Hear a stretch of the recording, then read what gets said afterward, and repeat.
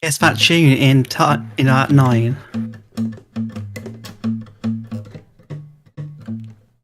Screwed up already. Oh.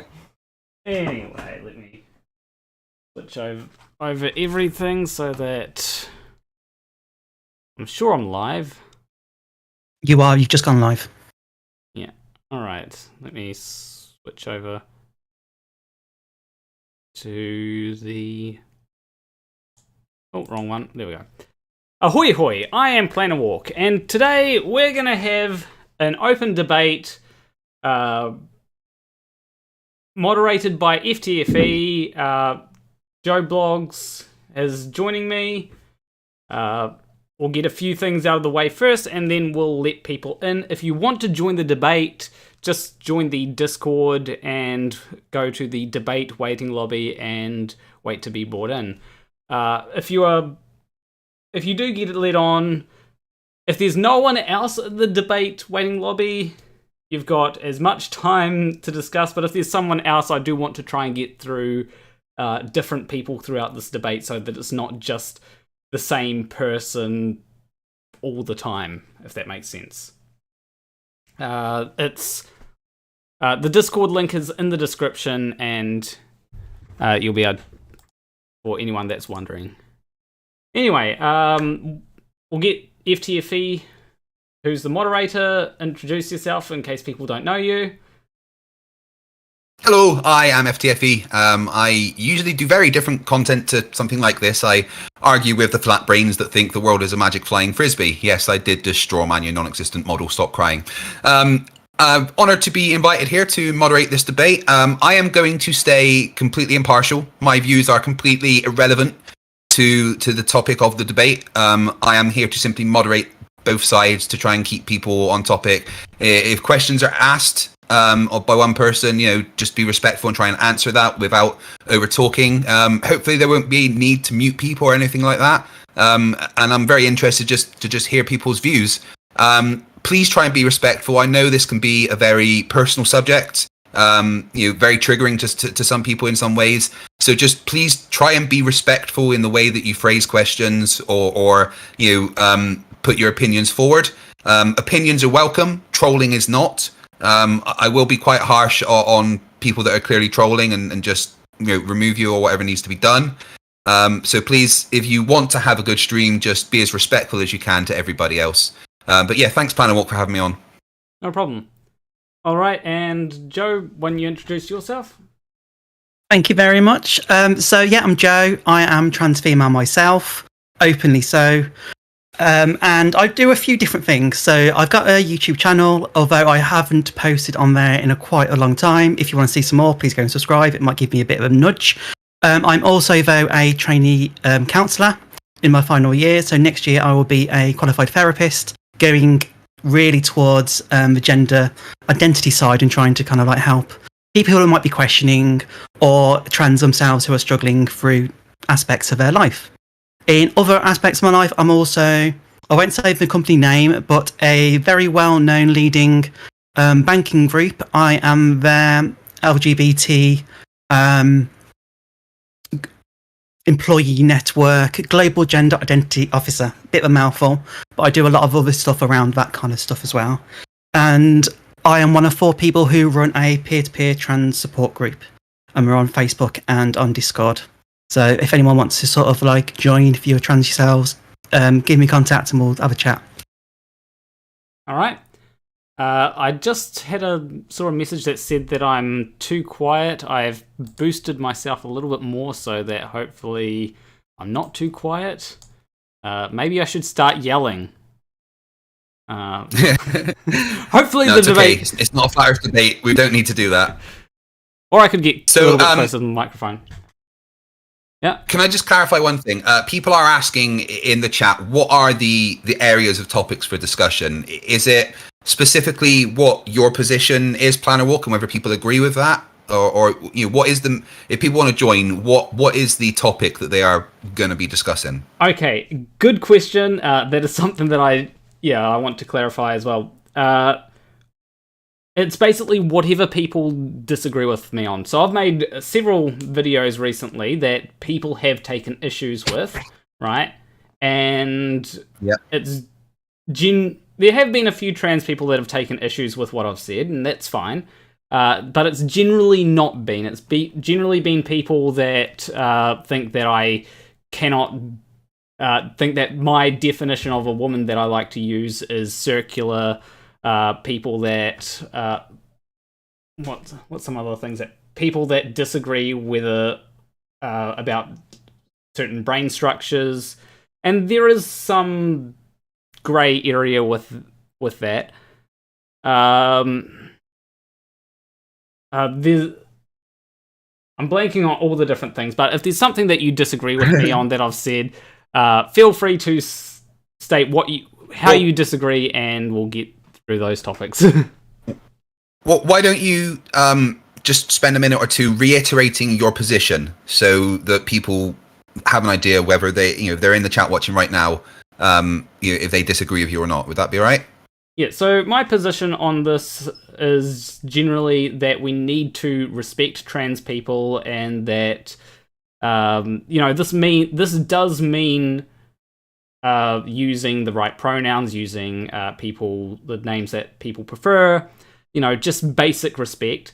But I also think that there is more to it than that. I think that a lot of people don't understand where trans people are coming from when they want to get things like hormones or some, for example. And especially when it comes to kids, a lot of people don't understand that a lot of kids have figured out their gender.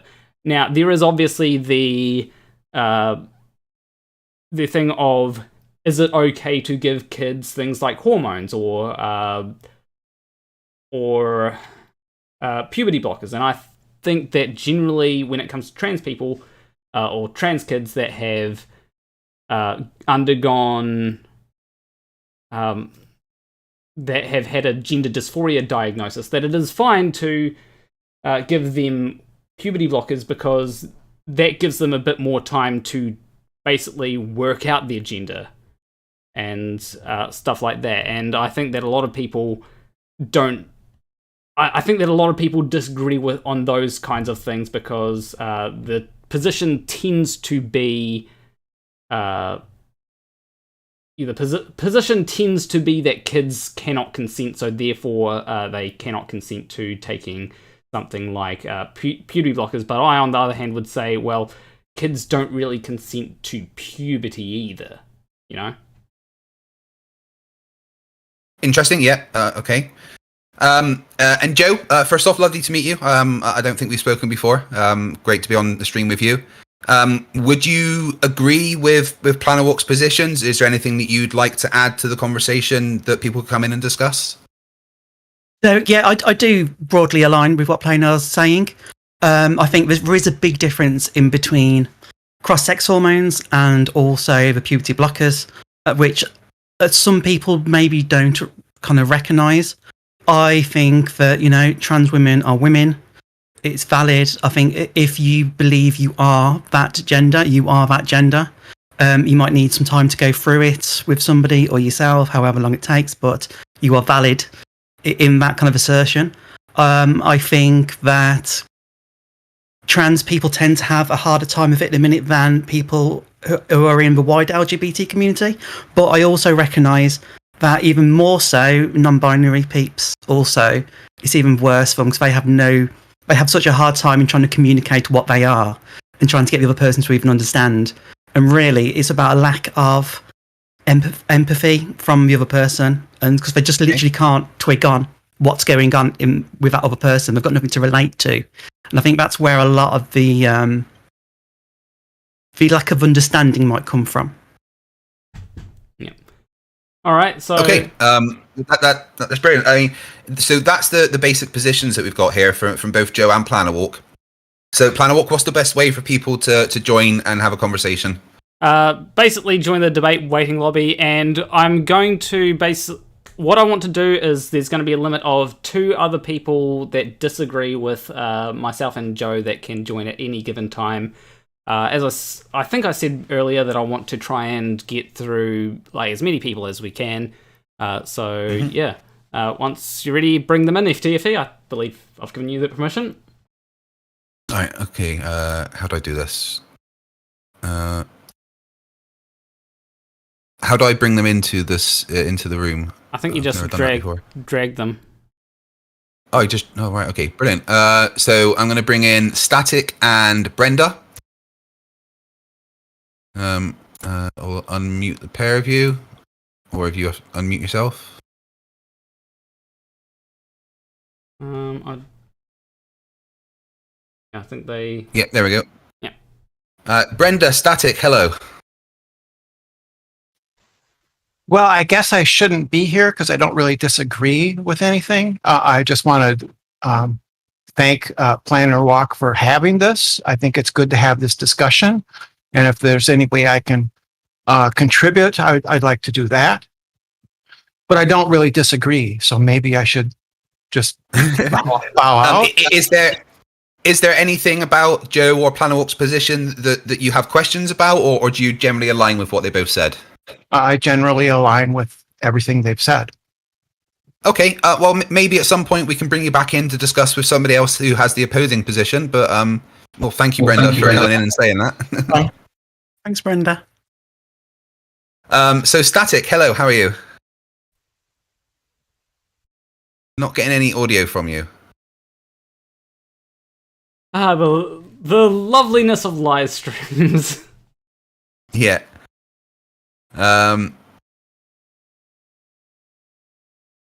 Yeah, you're not muted on this side, so you may just need to sort out your audio. So we'd bring in someone else for now. The next person to join was Fellspark Ferry, I think. So we'll bring them in.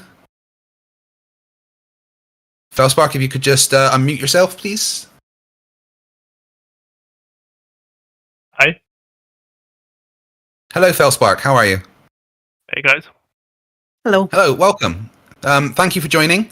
So do you have views that are opposing to Brenda's and Planner Walk's, or would you like to clarify your position first? I kind of just joined in a minute ago, but I think I'm opposing the idea of yours. Because last time I was looking at Planner Walk's video a bit ago, a few days ago. Okay, so can I ask you, what is it specifically about Planner Walk's position that you disagree with? Well, I think it's a very simple question about what a woman is. It's not convoluted at all. It's an adult human female. That's it.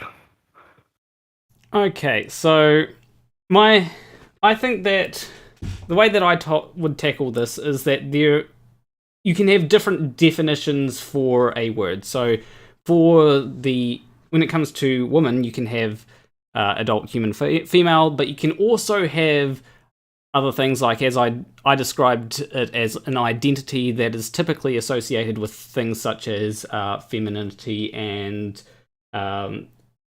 female sex characteristics. The issue that I tend to take with adult human female is that it is something that is generally used. So female is generally used to describe the female sex, right? Yep. When people say now I don't know if that definition was designed to be sex-based. I think that might have actually been designed to be sex-based just because that's how gender and sex were generally perceived when that word was created, right? And I think that nowadays it's a good idea to use a word that is more inclusive of trans women and cis women. Why? Because when it comes to these things, trans women, they want to be seen as women. And when it comes to trans men, they don't want to be seen as women. And I don't think that it's okay to force people that don't want to be seen as women, say that they are a woman, and I don't think it's a good thing to say, well, you'll never be a woman to people that do want to be a woman. Yeah, but they don't have a choice in how I view them. They have a choice in how they present themselves, but it doesn't mean that they can choose how I look at them. Yeah, but that's the same. But then you've also got some, some people that are women. They identify as women, right? They're just butch, right? And there are people that, using that logic, they say, well, that's a man, even though that person was born a woman, or born female, should I say, and identifies as a woman. They'll still say that because they have some masculine elements about themselves, they'll then say, well, you're a man.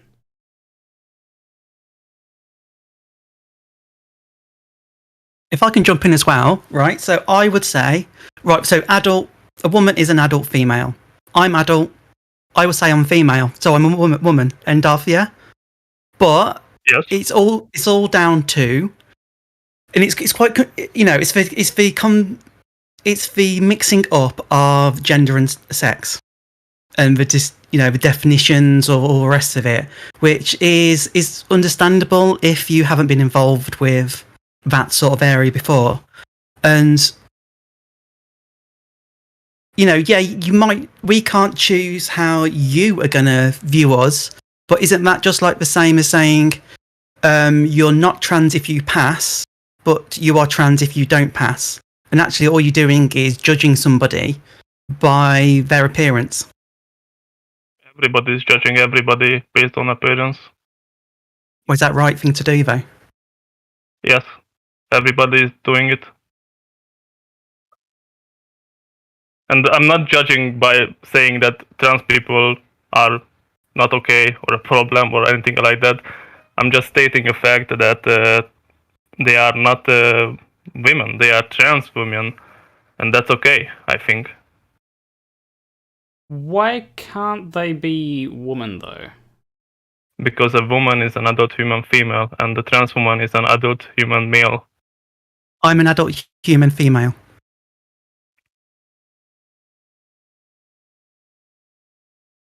Yeah. So I'm female. Okay. So I'm a woman. Yes. But you don't disagree with that? No, if you are a female, then you are a woman. I'm trans.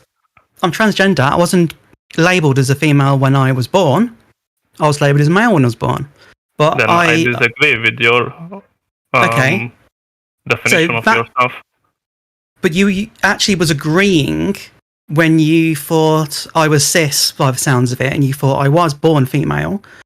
Only now it's sort of changed because of what you know. And it's that judgment of do I pass or do I not pass that drives a lot of negative things in the society. Yeah, we change our minds every time when new information comes in. Yeah, but is it rational or is it just knee-jerk? It is rational, yes. I would disagree. I think that it's one of those things where, we do have our perceptions of people. Like, obviously, if you pass a trans person on the street who is presenting female, identifies as female, then you are going to assume, that they're female. Now, that a lot of people, I think that the problem is a lot of people try to tie womanhood and woman to sex, right? And I don't, historically, that's not how when we talk about man and woman, these have been two very gendered things, right? I have been told multiple times that, I'm not a real man because, I don't do this, that, or the next thing. Nowadays, that has very much changed. Rather than being told I'm not a real man, everyone's now telling me that I've got to be a man, okay? That's very much changed, and I think it's just because of the whole trans thing. You know, people are now trying to equate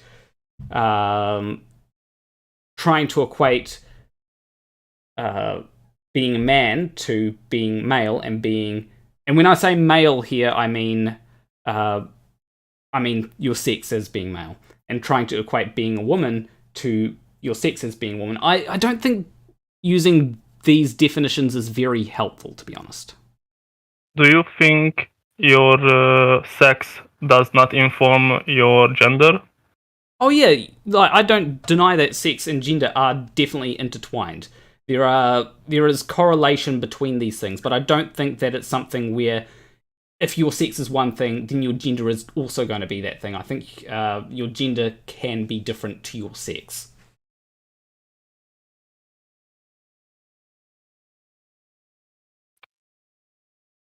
Well, So, I think it's more of a matter of facts rather than what we think or what our opinions are or what we want to be. Well, yeah, Humans like to... Sorry, Plainer, you carry on. Oh, you can go. Plano, just before we go on, the chat is still saying that your mic is a little bit low. Also, Okay. is there any chance of adding a couple of mods in chat, because I seem to be the only one?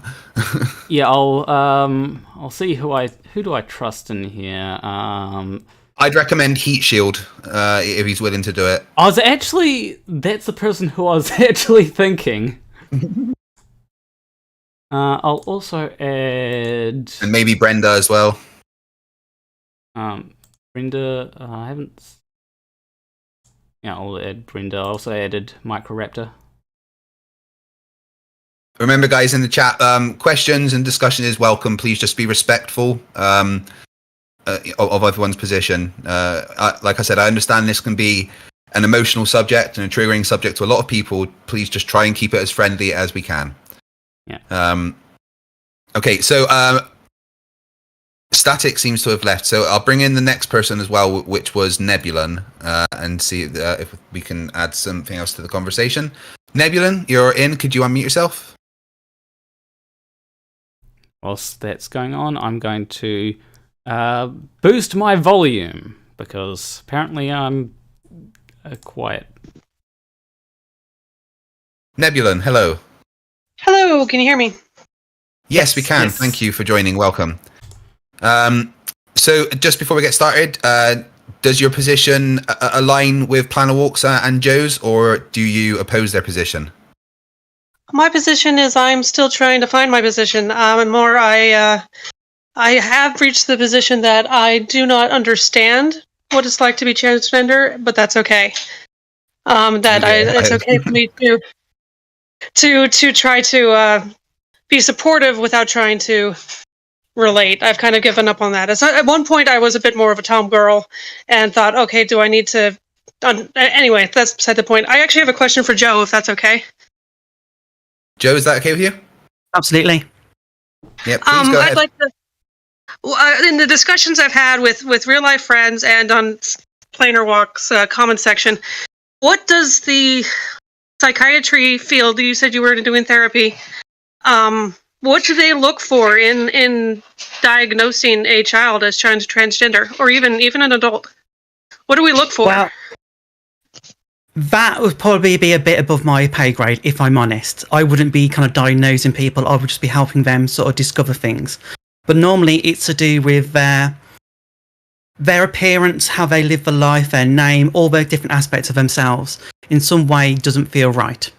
We can describe it as, your ideal self and your real self. And actually when those two are apart, when those, like a Venn diagram, when those don't kind of meet, there's a problem, there's a disconnect there. And that's where a lot of dysphoria come into it.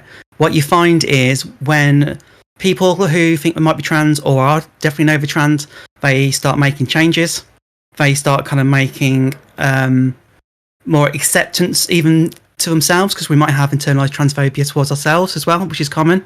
Actually, those two circles start coming together. And actually, when they start to overlap, that's when the dysphoria starts to go. And the closer you get them, it just disappears then as well. So it really does depend on the person.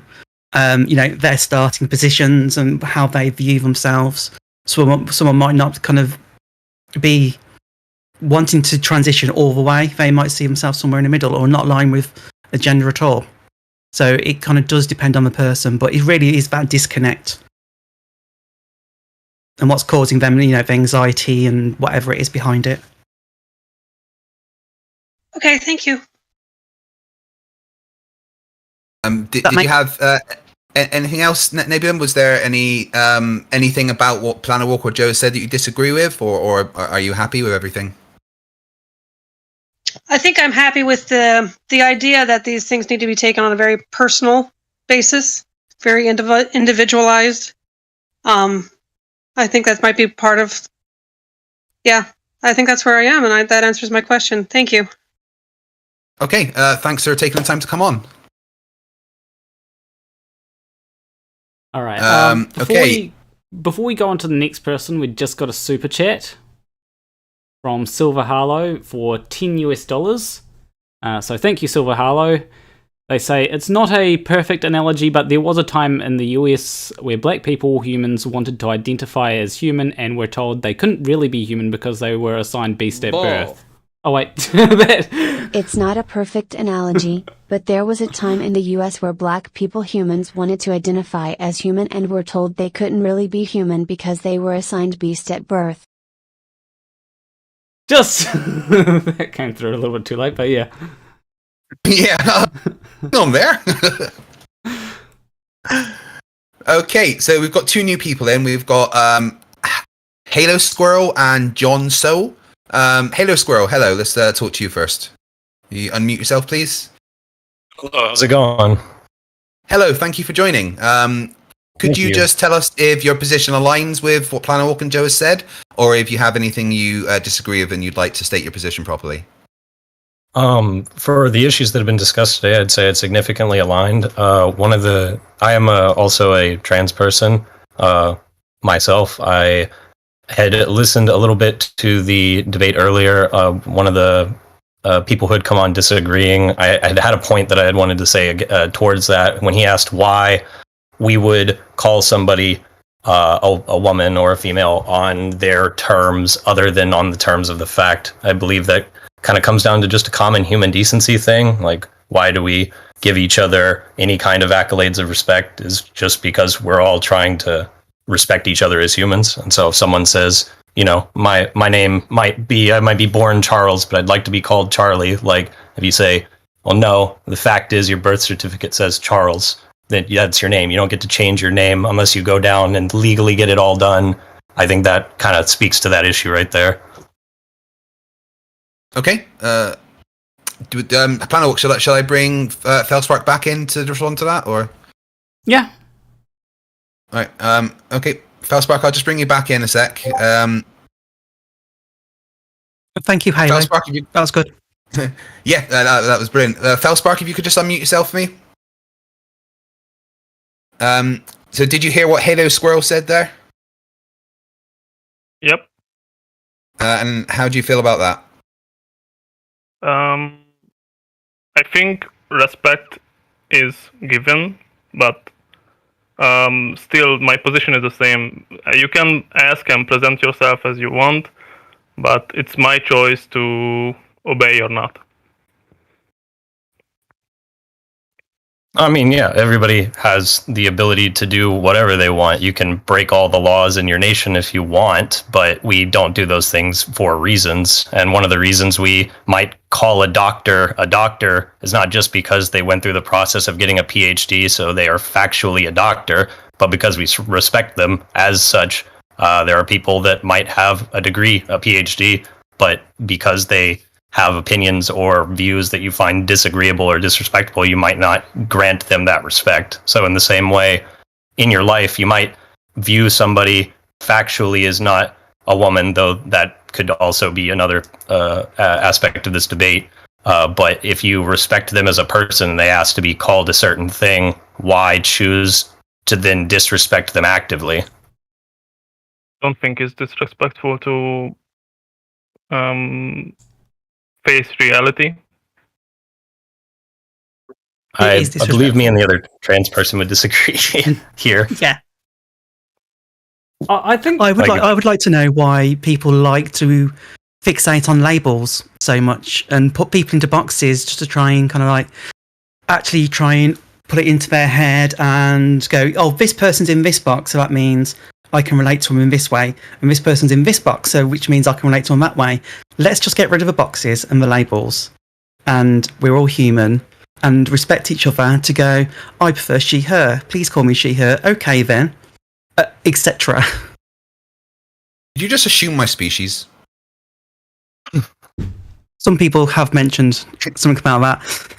It's weird. It's weird that you want to ask me to disregard words and labels, but you don't do the same.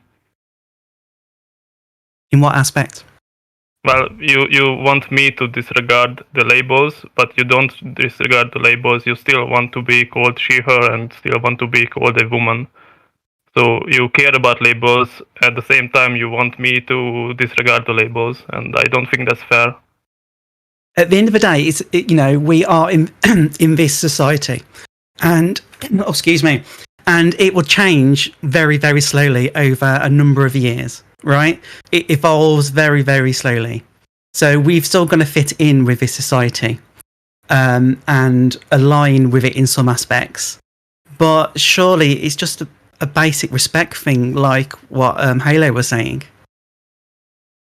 If you said to me you are a Christian or a Muslim or whatever in terms of religious, I would respect that and go, okay then, that's fair enough. I'm not going to disagree with you at all. And we respect people, not ideologies.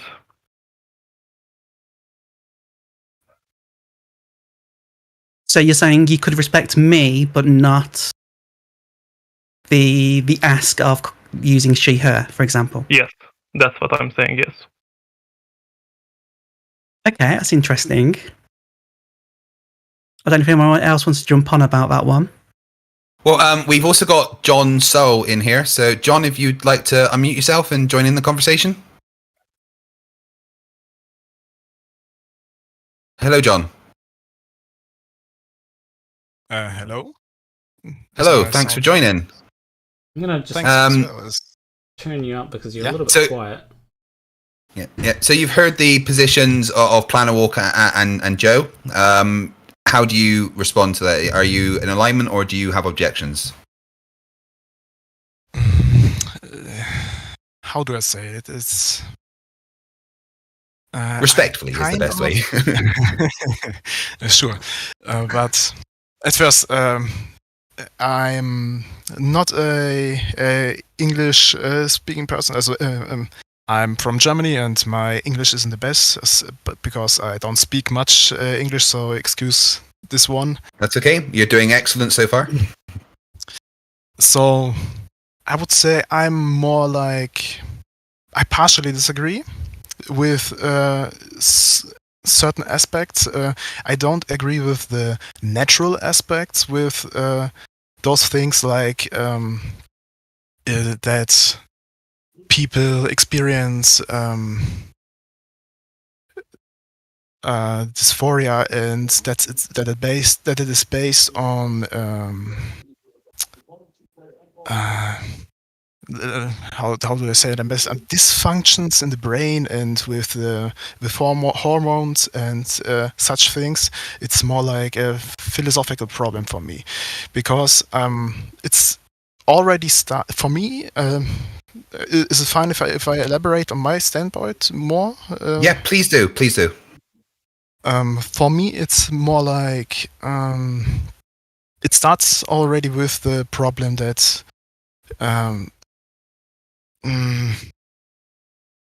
it is assumed that my gender is already assigned to me at birth, and I disagree with this point, because at birth I'm not assigned a male.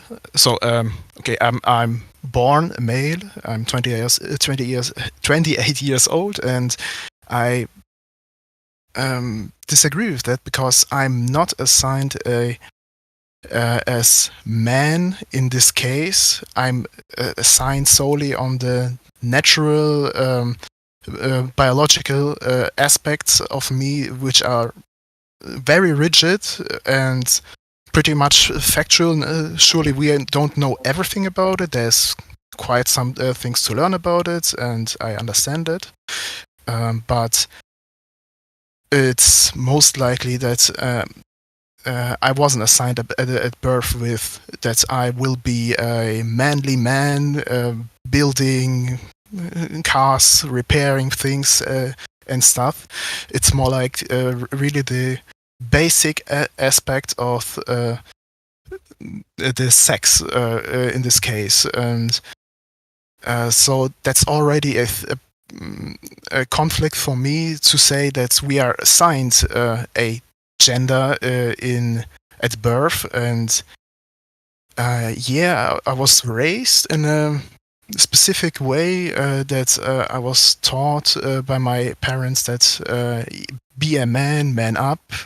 Those phrases also were dropped in my lifetime, but it wasn't as drastic as some people describe. Also, I didn't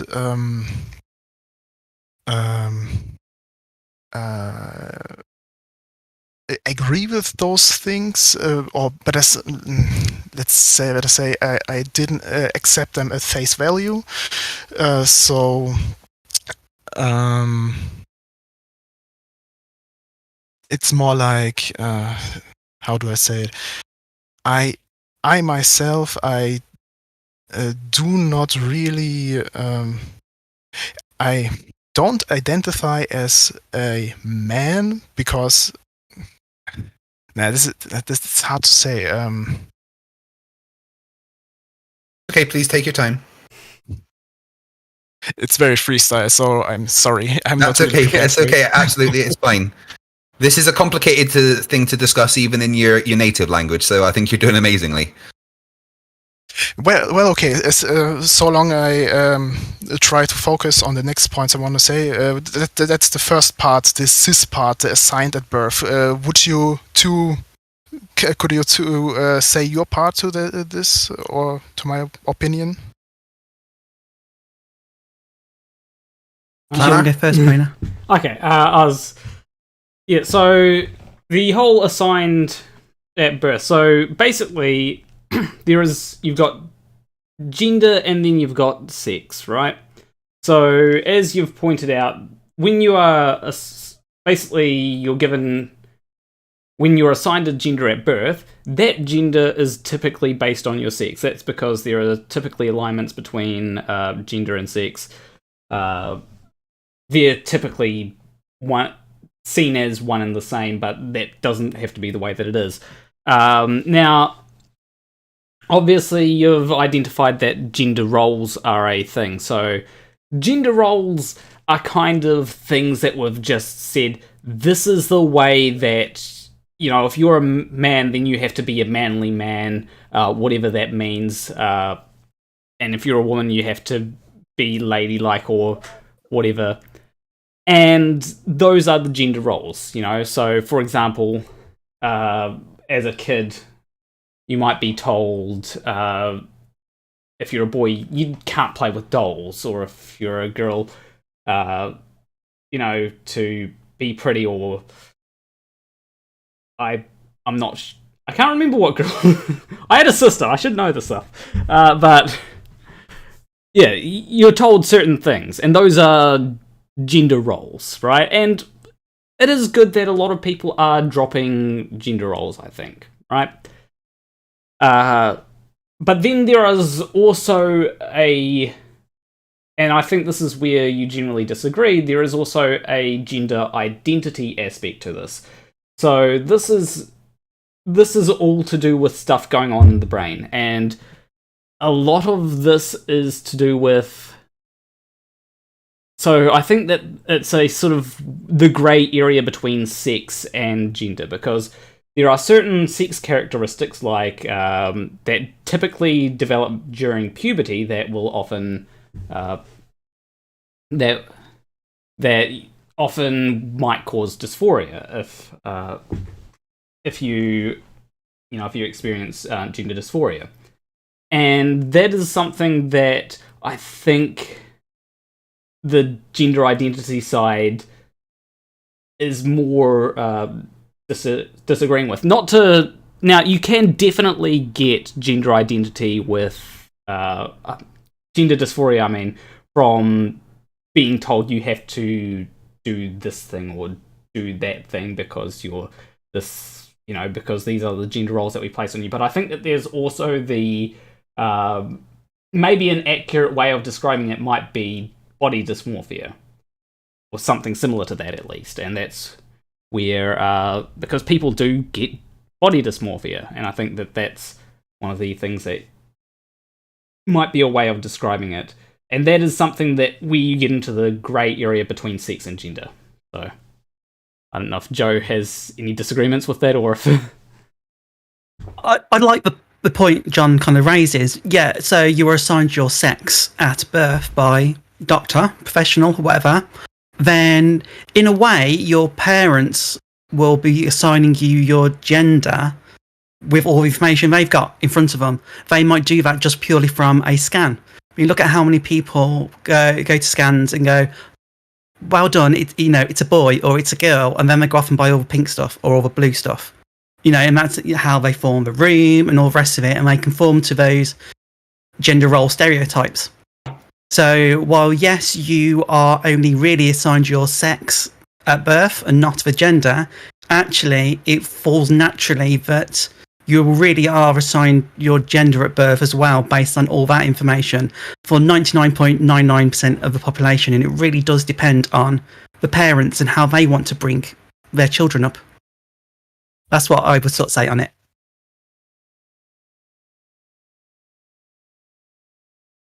Well, those are great answers, and I kind of have a problem with Joe's answer, because it implies that, or better say, that it combines more the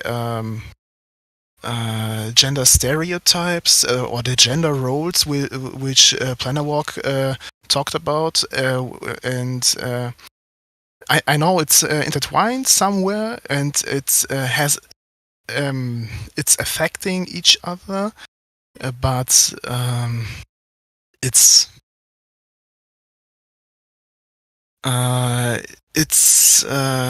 quite the assumption to make that your parents raise you in a certain gender, because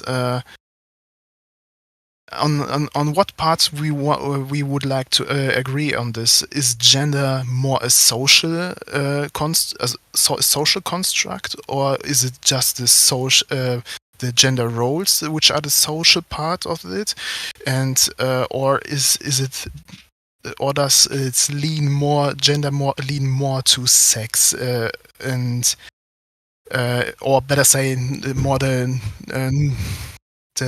genetical biological aspects of the human, and which are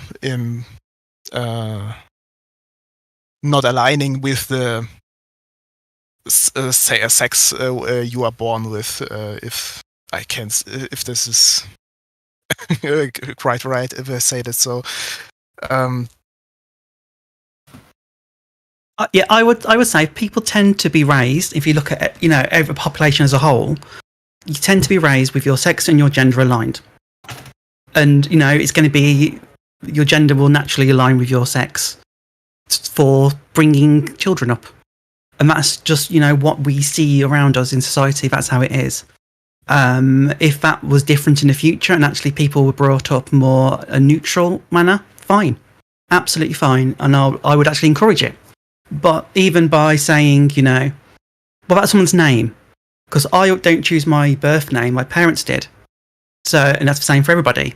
So by a nurse saying to the mother, oh, look, at your scan, it's a boy, and then them going away and going, okay, then it's going to be a boy, let's call him Dave, or whatever, that's surely putting them straight onto the masculine social structure and roles. it's set out right from the start for, the vast majority of people. Even if it's, a name that could be taken either way and it's quite unisex, actually, they will tend to bring those people up with, either boys' toys. We'll go and get some tanks or some army stuff or some cars or whatever it might be, or, the stereotypical stuff. Or on the other hand, it might be dolls and that kind of, prams and whatever. It's just how the stereotypical world we live in is. And yeah, we can look at what would be ideal. My ideal situation would probably be different from yours. But we can probably agree, I'm hoping, that actually the reality is that, yes, the doctors will assign the sex, but in reality, actually, most people will have that sex and gender aligned at the start of their life, which then develops over to gender dysphoria in the minority. Yeah, I partially agree and partially disagree with this because, but I would basically repeat myself because, well, it isn't a bad point to go into what I wanted to say before that, where on the topic of the gender stereotypes,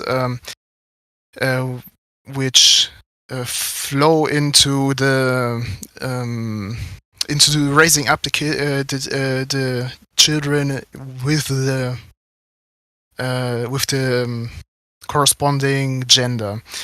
I for myself, I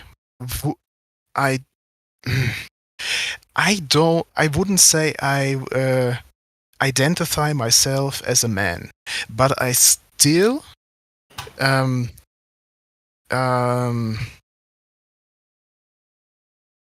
still have I identify myself as a man, but not in the way it is portrayed by people in the LGBTQ plus community, or in general how you perceive it if you are in the internet and or somewhere in those spaces and where this topic is more present. I know that let's say, like I said before, my parents raised me in a way, so they taught me not to be emotionally more stable, to not let's say cry in every situation, only to be to know which feeling, which emotion fits the situation. And this was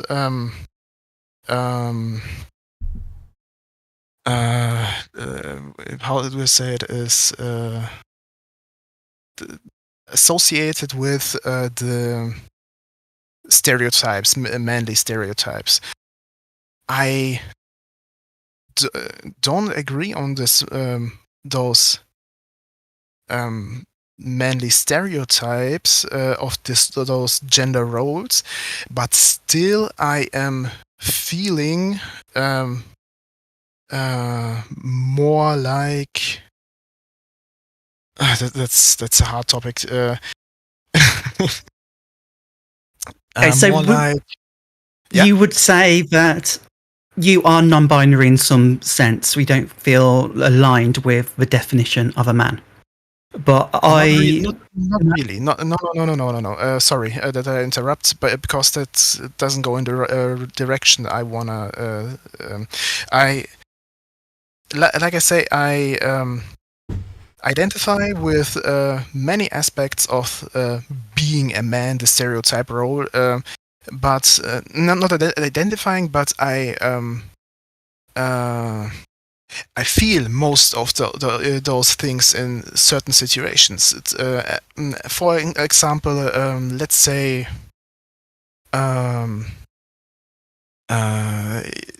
the emotion to very stereotypical to jump into a dangerous situation to save someone you like, especially if it's your girlfriend or wife or a child, and that's associated very much with being a man, as in very many cultures, basically most cultures throughout the time, and that's a ideologically, I don't agree with. I never agreed with the raising of how my parents said that I am I have to protect them and those because I'm in this situation. I am for example, the older brother. I'm a man. I protect the younger ones. Even if I disagree with those points from my own ideology, but I still have those feelings that those things are right, and that's just an assumption, just my opinion, and I assume that this has more to do with the sex. With the biological aspects, that we are, let's say, coded in a way to provide, to secure, to defend, and that's that this is a more evolutionary aspect of the sex, and those evolutionary those aspects, natural aspects of the sex, are filtered out by the societies we live in and turn into in a gender role, because those are traits we see in most. Basically, I don't have numbers, and that's just freestyling, but I would say we see this dominantly to be the case, that this, even if people are not really raised to feel this way or to think this way with the gender role, they will still show those aspects of which we associate with the gender. So the do you mind if I? Yeah. I was going to say, sure. do you mind if I jump in and say something? Yes. Okay, so I'd say that when it comes to these things, there are definitely things that when it comes to your brain, that might be affected by your sex. So things like aggravation, sexual attraction is definitely affected by your sex. But then there are also other things that could be affected by your sex, but it's a little bit unsure, right? Like, so that might be things like the whole how nurturing you are, whether you want to provide, and a lot of these things, it's kind of assumed that it's affected by your sex, because for the majority of people, it does correlate with sex, right? But I think the thing is that we have to recognize that because a lot of people kind of expect certain things, right, of you, that's one reason why it might be correlated with your sex. So, for example, if we take something like video games, which are typically a male thing, Is it just that males naturally like video games? Well, I don't think so. I think that it's just that it's more, for a lot of males, it's more okay to play video games than it is for females, or video games is more of a guy's thing. And I think that a lot of people might look at it and go, well, it's something that is associated with guys, so it must be something that guys just naturally like because of their sex. And I disagree with that. And I think that there's certain things that are, whilst they do typically align with the sex, there's society that kind of influences how you feel about certain things. If that makes sense.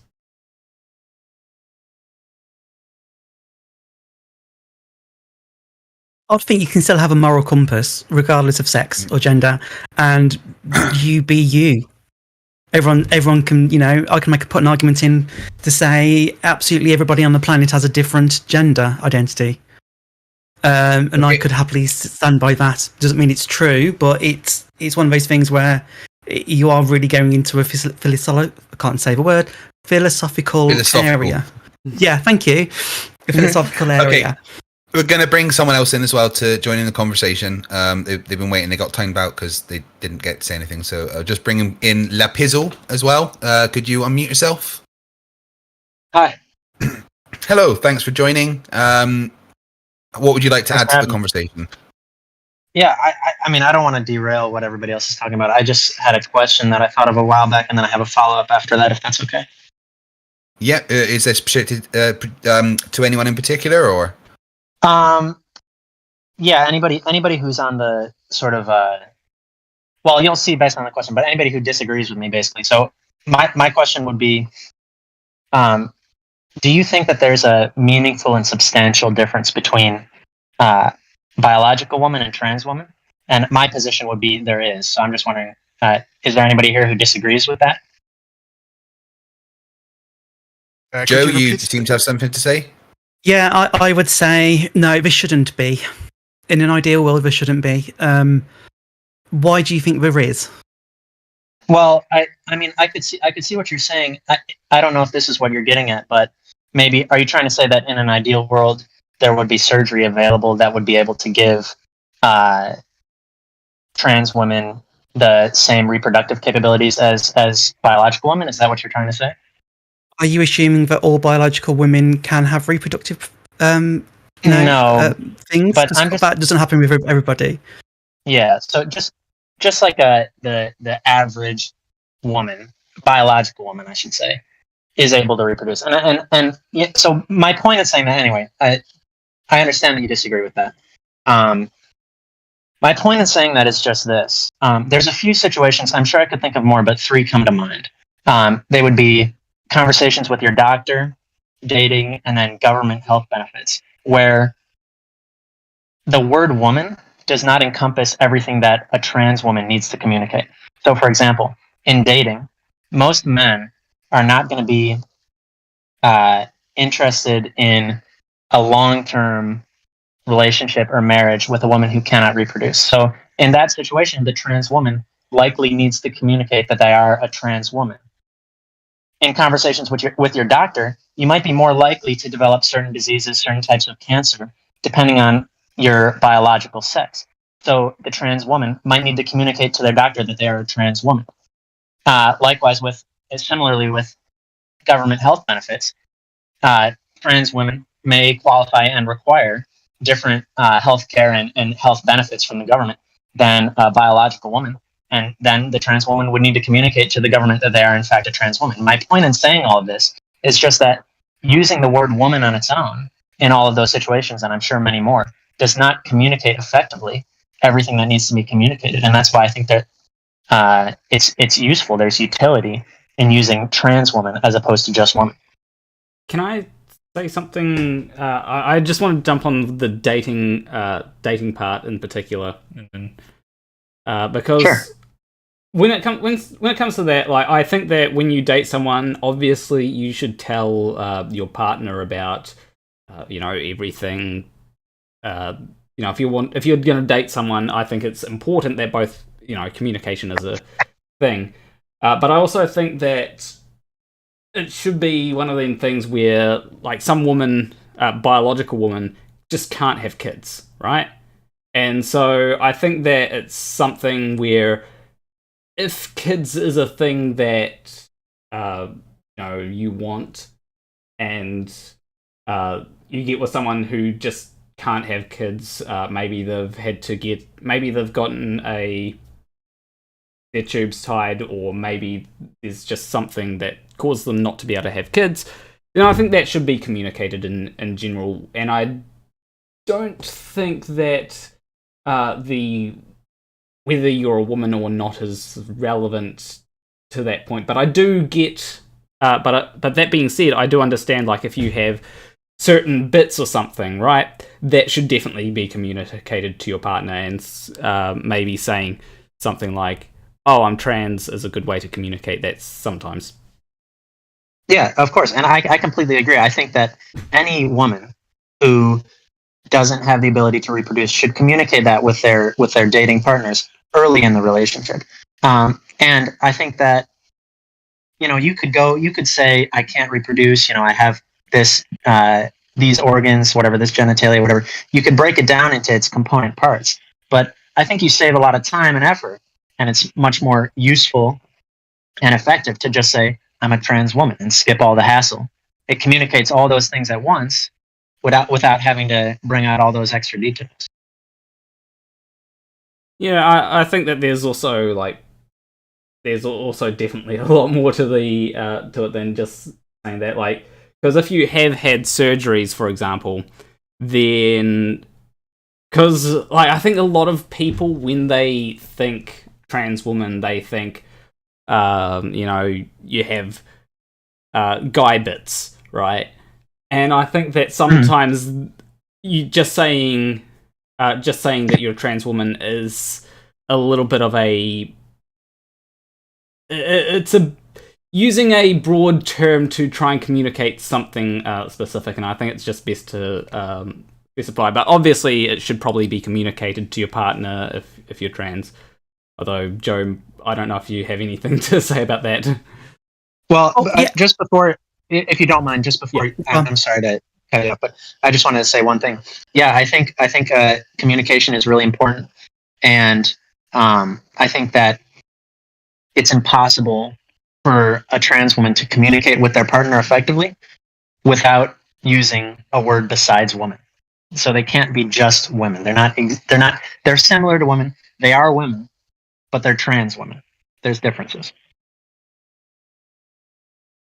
Okay, there's a lot to unpack there. I would say on your individual kind of 3 points, if you look at them in isolation, yeah, there are differences.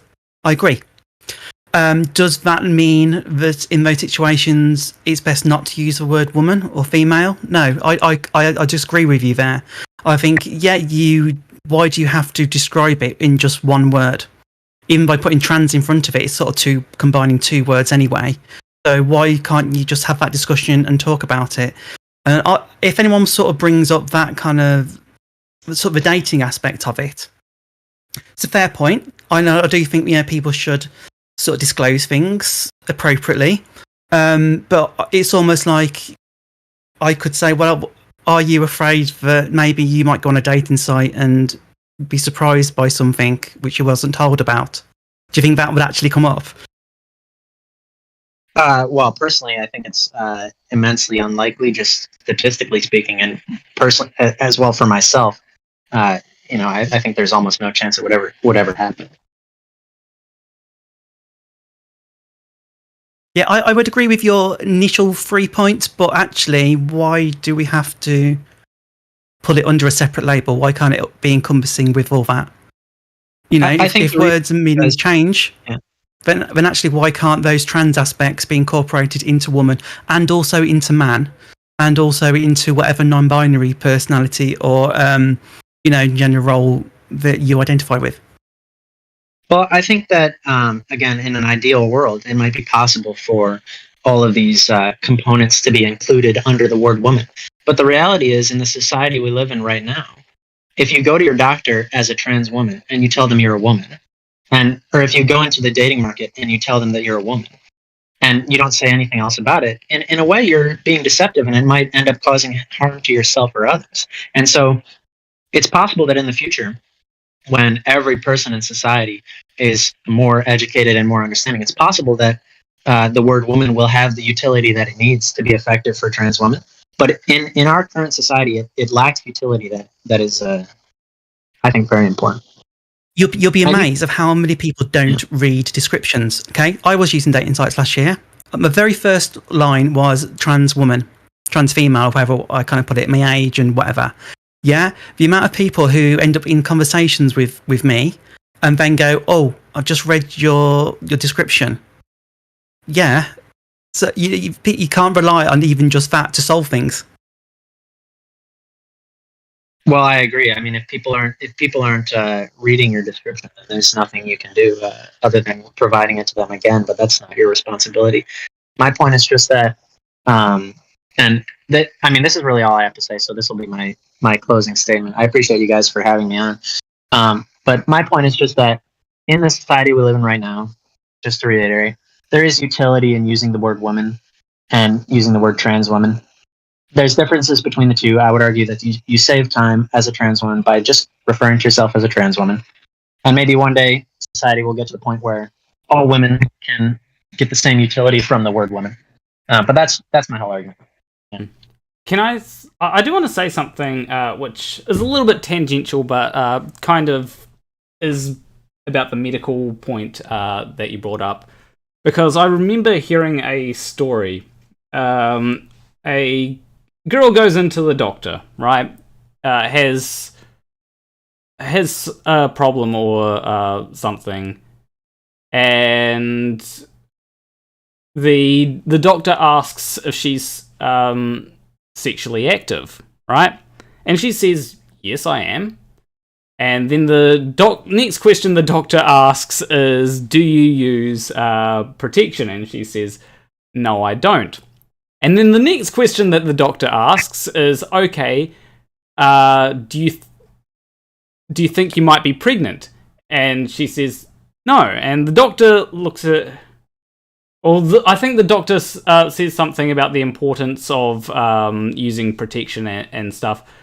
And it takes a while for the doctor to realize that her sexual partner is another woman, right? And it's one of them things where I think that there is definitely a lot of nuance to be communicated when it comes to these things, because there is obviously the sort of stereotypes that most people fit under, and you can classify most people under. And you know, like if you've got a cis woman who walks into the doctor, you know, they're probably most likely, if they are sexually active, they're going to have a male partner. Now, it doesn't mean they will, just most likely. They're most likely going to have sort of normal levels of hormones, all that kind of stuff. But like when it comes to trans women, I think that there's also quite a bit of variation there. With some trans women, they've had bottom surgery. Some of them have had, some of them haven't. Some of them may have had.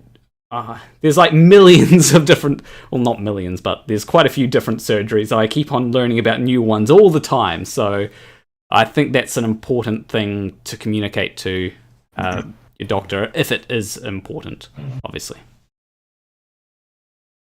Okay. Thanks, Lipizzle. That was a nice bit of a tangential conversation there. And now we've got Static, who wants to join in. He tried to talk earlier, but his setup wasn't working. Are you there now, Static?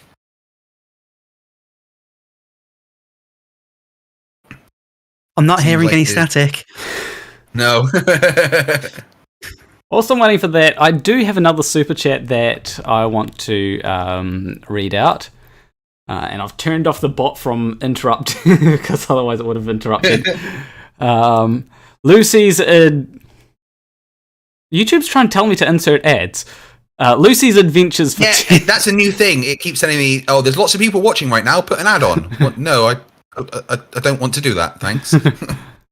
Yeah, Lucy's Adventures for £10. says, whether we identify as transgender or a three-legged stool, is it really a problem? Why would people be offended by a fellow human wanting to live their best life? Life is too short, people. And yeah, I agree. And also, thank you for the £10. That's not why I agree, but I do agree with that because, if... people generally don't have a problem with things like body modification. I mean, some people might, right? But if you want to get a tattoo, get a tattoo. If you want to get your ears pierced, I'm thinking about getting my ears pierced, but I'm a little bit unsure of whether I should. It's one of them things where, do you? And I think that when you reach a certain age, Now, obviously, I think that when you reach a certain age, you should be able to do things like, get surgeries or whatever. Obviously, there's people worried about people pressuring other people into it, and I don't think people should be, if you are a person that happens to be trying to tell all your friends that they need to get surgeries or whatever, please don't. But if you want to get hormones, I think that you should be able to. I mean, Joe Rogan gets hormones, right?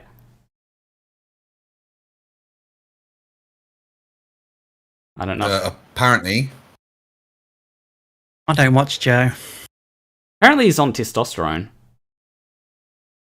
Does that mean he's transitioning? No, he's a cis dude. But he's on, it's when Jay Dyer responded to me, is telling everyone to get testosterone. And and he was calling me a soy boy and trying to say that I'm effeminate. I'm like, dude, you're the person on HRT. Not that there's anything wrong with being on HRT, but it's just a little bit weird to say, to talk about someone else's masculinity whilst you're on HRT. Oh, okay, so Static's mic isn't working, so we've got B who has come in. B, are you there? Unmute yourself.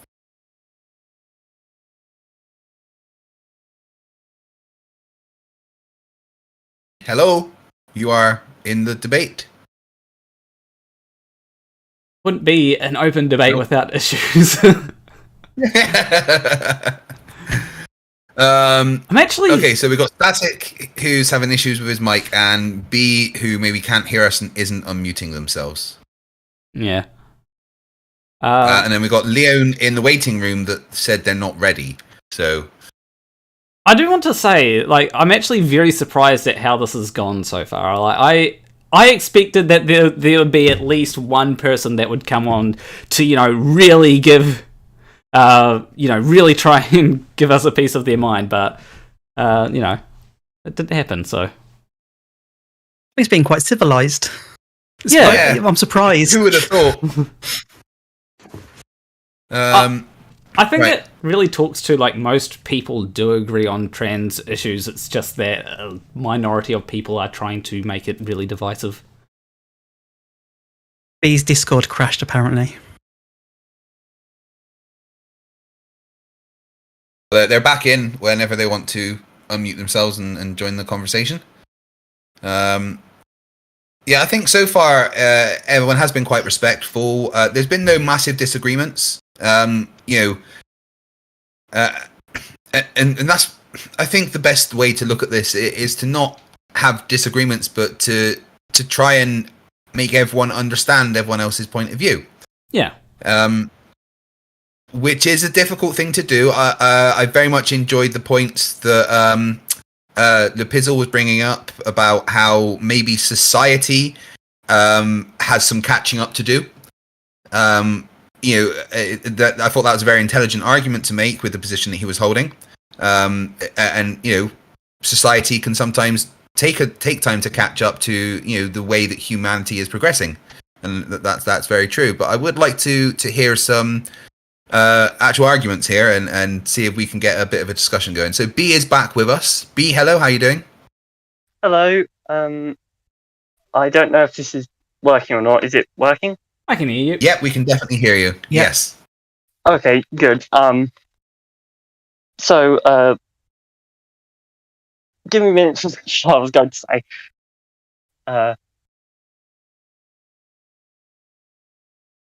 Okay, yes. So, what I wanted to say is just that, like, words don't have absolute definitions. It depends on the time and, like, who's defining the word. So, like, if you ask a question like, what is a woman? There isn't really one answer to that. There's at least one answer per person in the world who speaks English. So, yeah. Yeah. I'd also, just to add to that, I'd say that sometimes you can have multiple definitions. Like, let's take the definition of female, right? Now, if you're talking sex, it strictly would mean someone who has, well, that depends on how you define female, doesn't it? But generally, it's referring to a set of sex characteristics, such as chromosomes. Well, that's such as chromosomes. What's the other? It's gametes is the term that I was looking for. You know, which gametes you have. You know, which bits that you might have. That's what that refers to. So typically, a female would have, when we're talking about sex, would have a uterus. They'd have, I can't remember what the female gamete is, but and they'd have XX chromosomes, right? Typically. However, when it comes to gender can have a definition for female, which is completely different. So, you know, so the gender definition of female is someone who is culturally female, right? Rather than biologically female. And there can be overlap there. Yeah, and also with like the sorry. That's all right. Yeah, with like the complexity with defining the female sex, is like, is it XX, is it gametes and stuff? That does also kind of lead on to the other thing, which is that like most definitions that are about the world aren't necessarily that precise. Like there are usually some edge cases where it's a bit ambiguous. So that's another reason that like there isn't necessarily a fact about what a definition is and whether something is true or not. Yeah, like sorry, Planar. Oh, you go first. No, I was just going to kind of add to it around, you know, the language, words we use, they can have a completely different meaning depending on what the person who is speaking those words actually means behind it. And, you know, someone might say something actually quite nice, but they mean it in a bad way, and you can tell. It's like the kind of the argument or the kind of the point if people are trying to convey something over text, over email, for instance. Some things are normally pretty much better done in person because you can convey that meaning across, or actually the other person might take it a different way. And yet that exists. But really, it's all about, well, what does the meaning behind what you're saying? Why does my meaning disagree with your meaning, for instance? I think that's probably where the conflict comes from, rather than, you know, really picking out specifics in language. Like the term, I just want to say, give an example there, like the term, thanks a lot, you know, like, it can be said, thanks a lot. Oh, thanks. Yeah.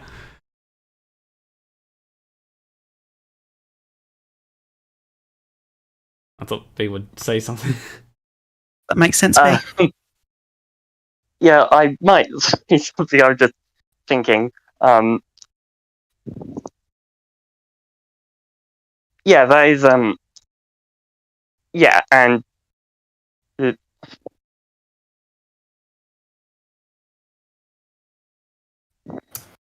Yeah, I do actually mostly agree with Planner here. This was more just like a response to that person from earlier who was talking about, like, as a fact, trans women aren't women, and I'm like, no, there isn't a fact about what women are. Yeah. Because, yeah. Yeah, I agree with you. I don't think that there's much disagreement here. Okay, so let's bring someone else in then. We've got Iris, who was the next one to join. Iris, hello. Welcome to the chat. Hello? Hello. Hello. Thank you for joining. How does your position align with Planner Walk and Joe? Well, if I remember correctly, this is a pro-trans argument, so I'm just going to say that I argue off of the perspective that gender is arbitrary and that it, unless it means a matter of sincerity, that gender is valid. Sorry, I'm a little nervous. I never thought I would talk on the same platform as FTFE. I kind of followed him for like 4 years. Well, thank you very much. I appreciate it. Use of his fight. Yeah.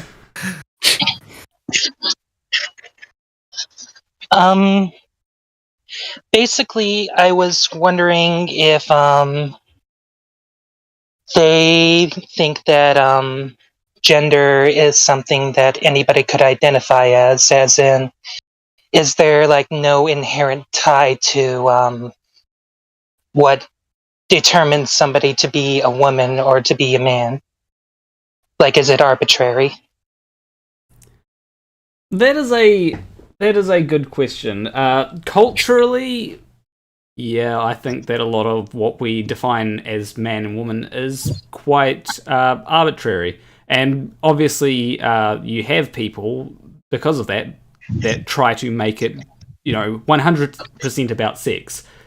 I saw some of your chats earlier. I think you were saying about you're a gender abolitionist, or that's yeah. Yeah, I'm a gender abolitionist. Yeah. Yeah. Now, one of the things I think that's quite an interesting thing, because if we did just like, let's say tomorrow, we completely got rid of the concept of gender. We don't bring up. There's no gendered colours. Pink, if you're whether you're male or female, you can wear pink. You can wear dresses, whatever, right? I am curious how that would affect people that have gender dysphoria, right? Because obviously there is a component of what might be more known as body dysmorphia, where the body doesn't align with the sex that you want to be. I think that is an interesting sort of part to really consider when it comes to gender abolition, but I don't have the answers there.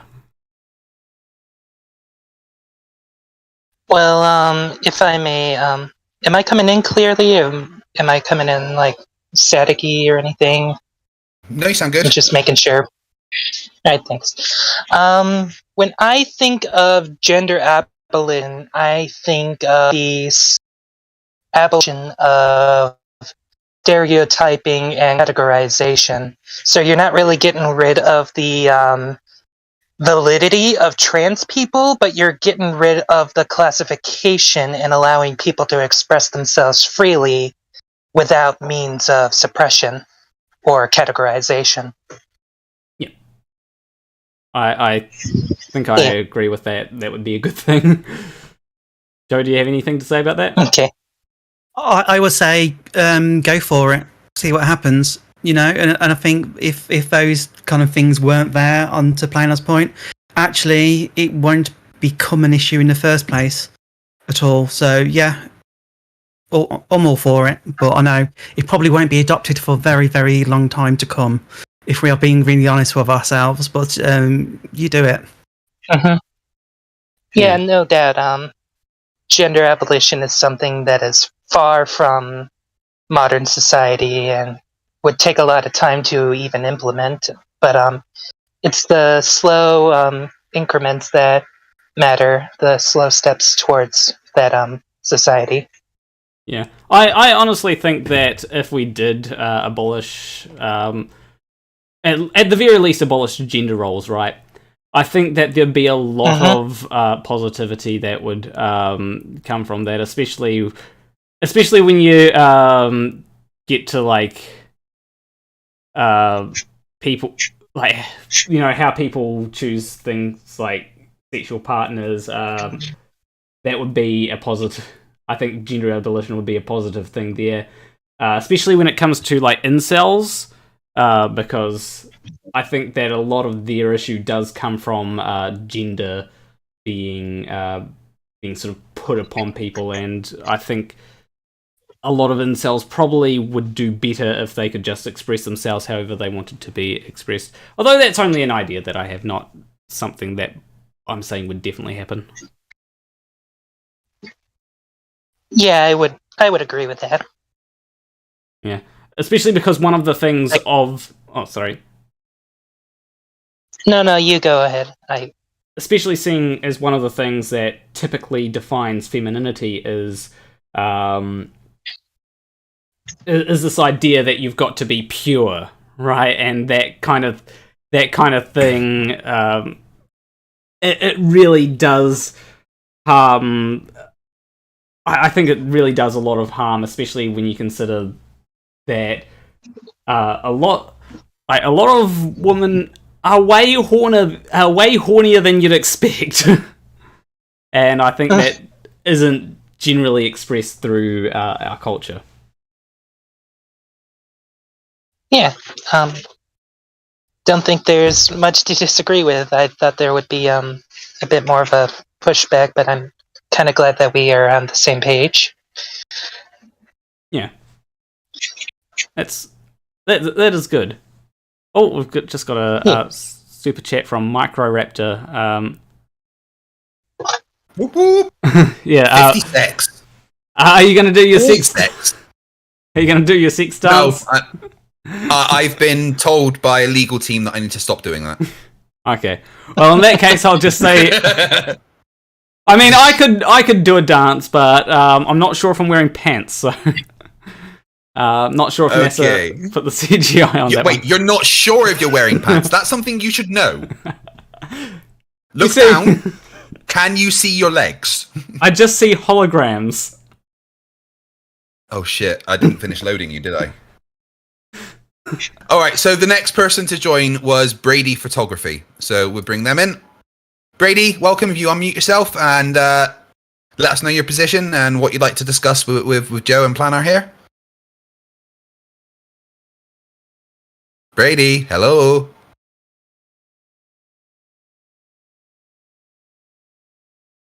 Nope. I've never been keen to come on. You there, Brady? He's quite keen in the chat to come in, but yeah. There's an unmute button. I'll just say real quick, because I don't think I actually said thank you from Microraptor for their super chat. So thank you. Microraptor. I quite enjoyed having Microraptor on the show that we were doing. The Stupidity Is Not Alright. They were a good guest, and that's coming back. Plan a Walk with a whole new format. Oh, nice. Am I going to be in it? You are team captain still. Do not worry. Okay, cool. I was worried that I'd been fired for spending too many nights at your place. I let you out the basement every now and then, you know. Yeah, I mean. It's like, here's the thing, you've been telling me to like go for a while, but I just haven't left. You're like actively trying to remove me. Yeah. I thought I'd fed all the cats and everything, and I was still hearing this noise, the scratching at the door. It's like, shit, I've got to feed Planner Walk as well. Good lord. Brady, hello, how you doing? I'm good. Can you hear me? We can hear you, Brady. Thank you for joining. Yeah, I could. I was trying to get back to the mute button, and my phone went to a different page, and yada yada yada. Felt like a flat earther for a minute. No, trust me, you're not a flat earther. You've clicked the link and you've joined. There you go. You're better than most flurfs. Yeah, FTFE. I've been around for a long time watching you, so. Yeah, I remember trying to host Flat Earth debates and Flat Earthers, or this sort of thing, but with Flat Earthers, and it just never went this well. So, because no. Instead of joining your stream, they start their own stream on someone else's channel and ask, "Why aren't you joined?" What? Yeah, they haven't gotten any better. Ass fight. No. All right, Brady, what have you got to add to the conversation here? Well, okay, so I'm really okay with anything. People are people, like the song said. My only question is what are we going to do in the future with sports? I mean, do we keep trans women off of women's teams? Because if you have a team, say a college basketball team that's got 5 trans women on offense, and you're playing a team that has nothing but quote-unquote biological women on offense, they're going to be seriously underpowered. It's not going to be a fair fight. And that's the only thing that I've been really thinking about as far as this goes. I mean, people will take advantage if they can. It is a very interesting question, especially with the recent developments in the world of competitive swimming, where trans women have been banned from competing in the women's swimming, and a lot of other sports seem to be following suit. So yeah, that's very interesting. Joe, could we ask you your thoughts on that?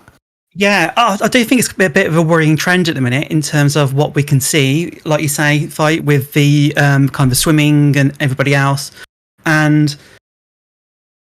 I do sort of feel that we should sort of try and find a way to include people. And when you're kind of talking, Bradley, around the differences potentially in kind of cis and trans women, for example, or cis and trans men, for example, then you're probably looking at it from a point of view of somebody who might have transitioned after puberty. Somebody who might have transitioned into adulthood, and then is having these kind of issues around on band now just for my gender. Actually, if people was able to be accepted at a younger age, have those puberty blockers, and go on cross-sex hormones and all the rest of it in a timely manner, that difference would be negated quite a lot. And actually, it would just be like a load of cis women or a load of cis men. It wouldn't be much of a difference at all. So really, for me, I think the answer lies in something much more deeper in terms of the healthcare and what's acceptable and all the rest of it, compared to actually what do we do right at this point with the team of people we've got in front of us right now. Yeah, I think that's the question. I think that's the question, because so many people, for the silliest reasons, will do whatever they can do to get an advantage. So, I can see men switching their gender just to win. Honestly, I can, because people are really pathetic at times.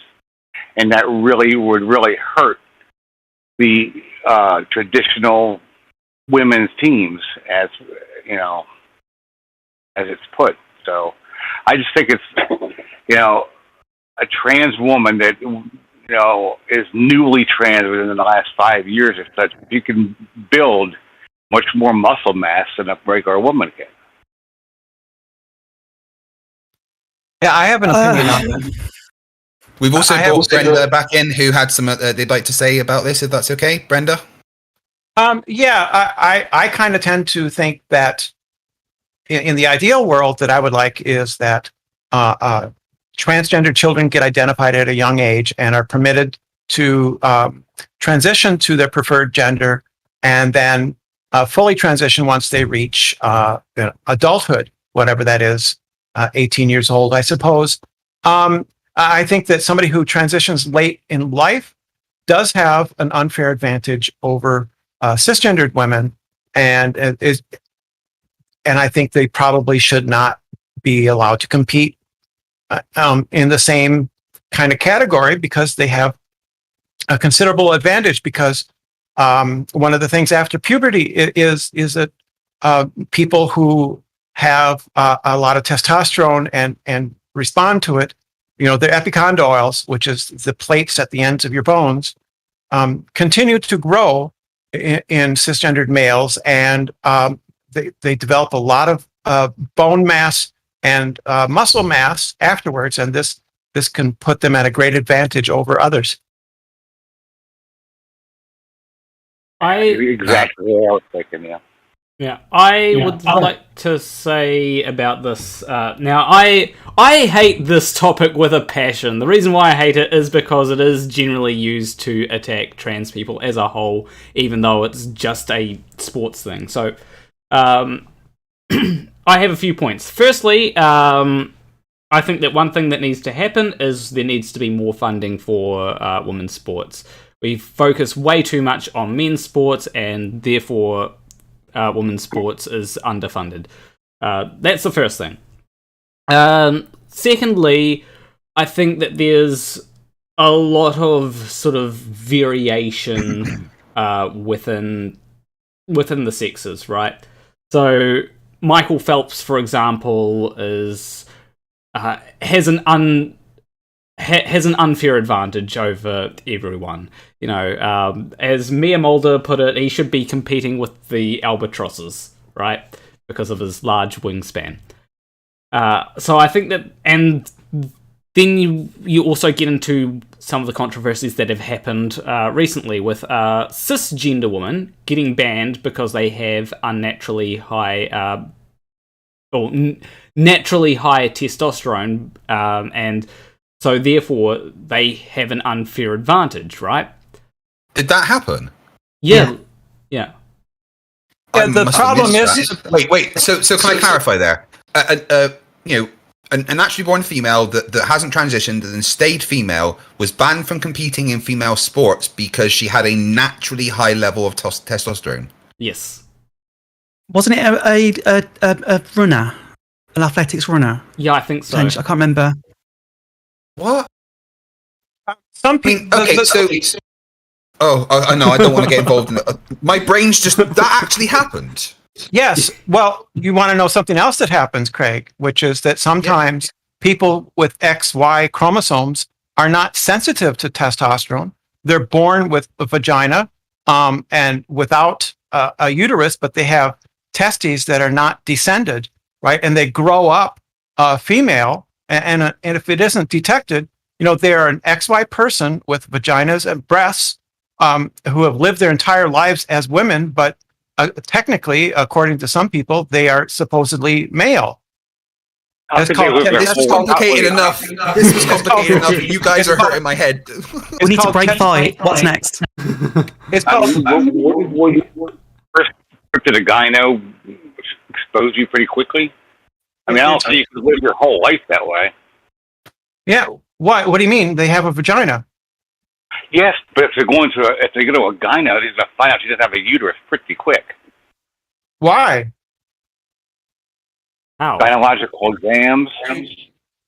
You don't check for a uterus for everybody. I mean, it becomes obvious. It becomes obvious. For instance, I was reading a book that was published a long time ago. It was a woman that presented at a doctor, and she says, Doctor, I'm not getting my periods. I'm 18 now, and I'm not having a period. I'm not developing pubic hair.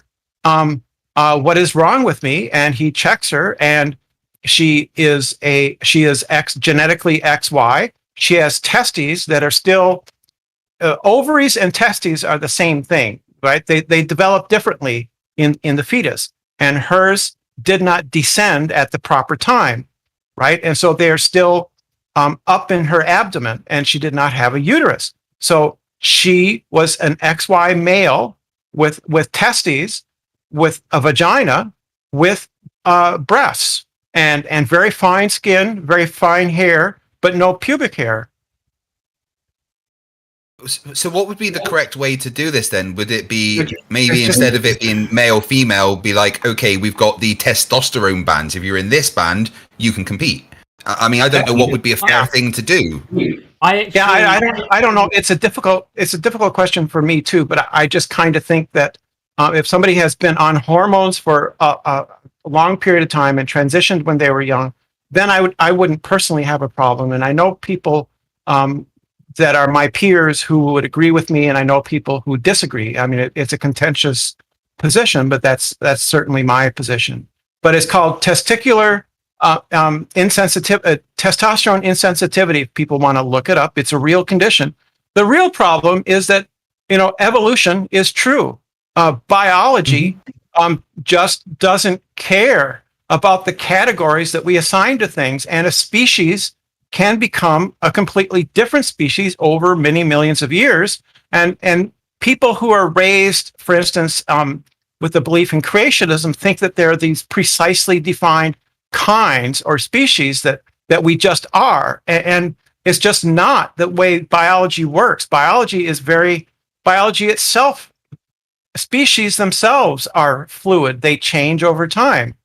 Right, and it can be quite quick. Like if you look at the London Underground mosquitoes, that after the bombings that blocked off a certain area of the London Underground, just in the space of like a decade, a brand new species of mosquitoes evolved that adapted to different circumstances of living underground, of feeding off of rats' blood and stuff instead of the other things that the species above ground, and they separated so much they couldn't even mate with mosquitoes above ground when they were reintroduced. It's a fluid thing. If there's a change that's going to happen, it's going to happen, and biology doesn't care what you assign it. Right. So most of the people that are advocates for transgenderism will take this, what is called anti-essentialism. What they mean by that is that there is no essence to things. Things don't have these. These are called Platonic categories. So there is no essence to what a thing is. It's simply a conglomeration of atoms and molecules moving around in space, and biology adapts to the environment, and it will. I mean, there's some pretty strange adaptations of animal life. Animal life can adapt to very, very different.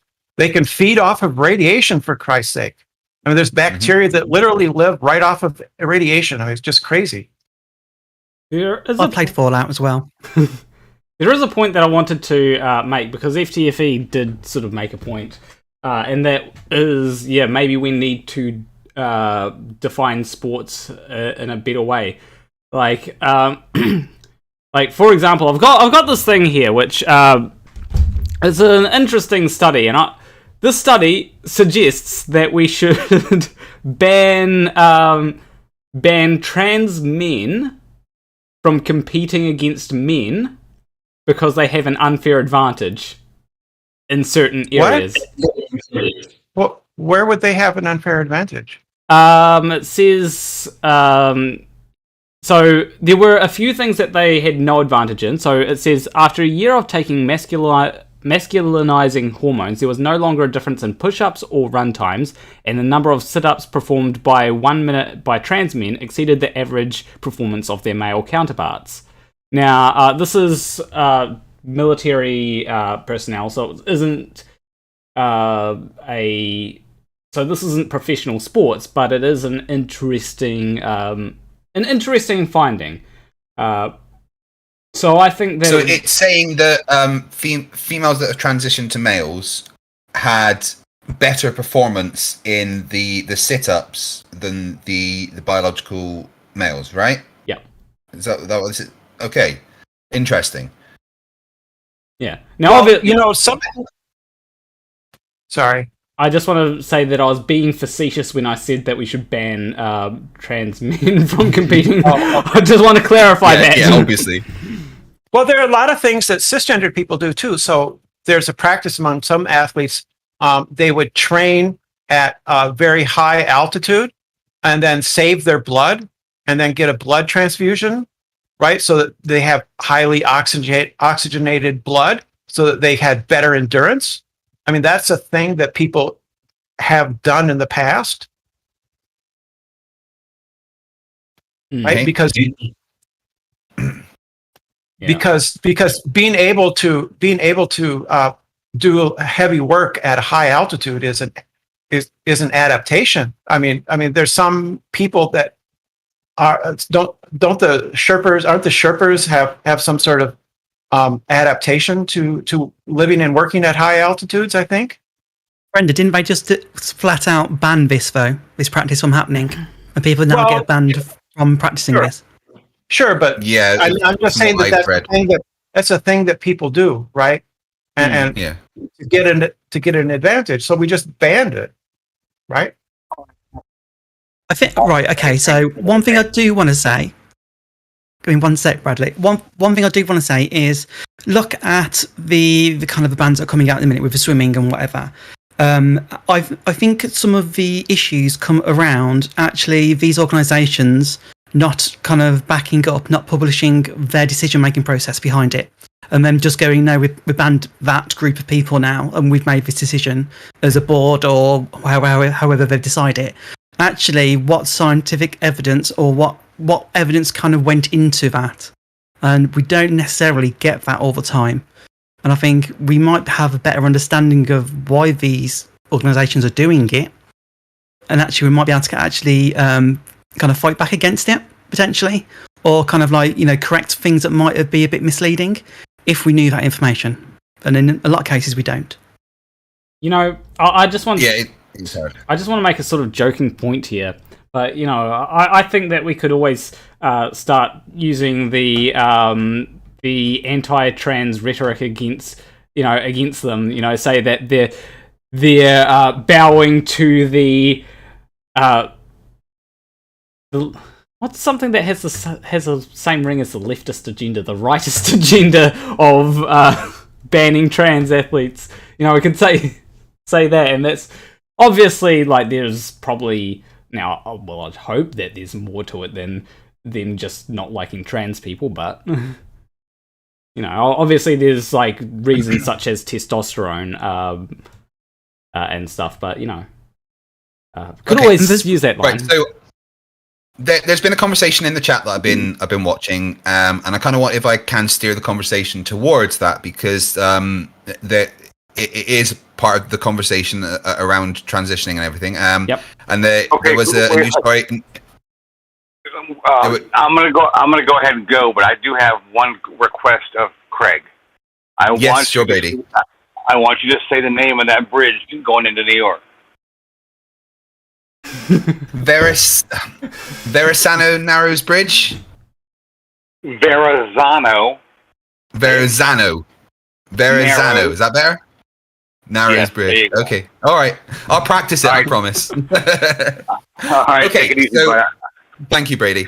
So there was a news story I read recently, and this relates to a conversation that's been going on in the chat about a young boy around the age of 11 or 12 who wanted to transition to be a female and went through all the treatments and everything. 11 or 12 who's... Sorry, I had to remove Brady there. Yeah.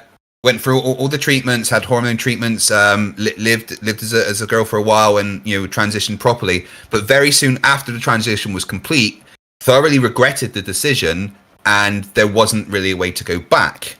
And this seems to be a line of chat in the chat as to, is that an okay thing to do to a child, to give them something which isn't really reversible in the same way? Panel's thoughts? Yeah, so I'd say that there are definitely detransitioners that regret transitioning. Like, that's something that absolutely happens. It's like basically anybody that gets like, let's say that you get let's say that you decide, okay, I want bigger boobs, right? And so you get boob implants, and that you're going to have people that are going to regret that. And now it may be a bit more reversible than taking hormones. I'm not sure. Don't quote me on that. But I think that it's one of them things where there should be a procedure. Like, I think that generally you should start with hormone blockers to sort of give you more time to decide to transition. Like, obviously that should be the first thing. And now, if the gender dysphoria that you are experiencing is like really severe gender dysphoria, then that might be a good reason to fast track some of these things. But obviously there needs to be a process to recognize that the gender dysphoria that is going on is severe.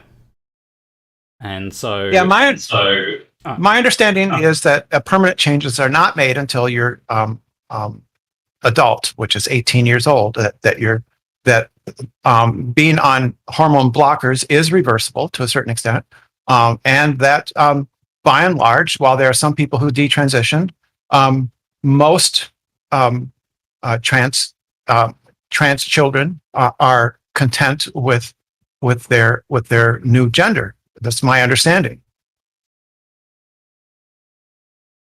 Yep, from the story that I read, and for the point that Nurthen Thurmpson in the chat has brought up, that all surgeries have some regret rate, and in general, gender affirming surgery, the regret rate is a lot lower. But it is something that still exists. In the particular story I was reading, obviously the boy had started the transitioning with hormones and everything at 11 and 12, but I think it was at the age of 16 when everything was done, or 17 after surgery, that they regretted it so much that they're actually bringing a legal case against the NHS for allowing the transition to happen. Do you think that people that have transitioned and regret it should be allowed to seek legal action against anyone who's allowed it? Doctors, parents? Right, there's a few things that kind of spring to mind with this. It's all around about, is that person able to give consent? Is that person informed to give that consent? Has this person, whatever age they are, gone through kind of talking therapists to talk through any issues and kind of really understand what's going on in their head around it, and to actually, do they actually realise it? And at the end of the day, we normally do get people to sign off. But I'm quite surprised that someone that young can get through the process on the NHS in the UK. Really, the way the waiting lists are going, anyone that joins, at a very really young age isn't even going to be kind of seen till they're an adult anyway. Or, especially for surgeries. So unless they kind of get that under control, then actually it's a bit beside the point. But it's interesting. It's all around about, can that person comprehend what's going on? And I like what Plain and Walk said around blockers. So this is going back to the difference between blockers and cross-sex hormones, and then also surgeries. Where actually the blockers are really there to give that person more time to properly understand the consequences of what's going on. And yeah, people do regret things.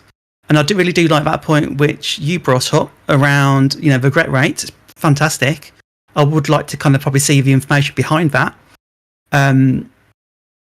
So yeah, it's a really kind of contentious, interesting point. But as long as we try to give people enough time to do it and to actually research it and feel what's right for them, if all that was in place, I don't think anyone should be litigated against.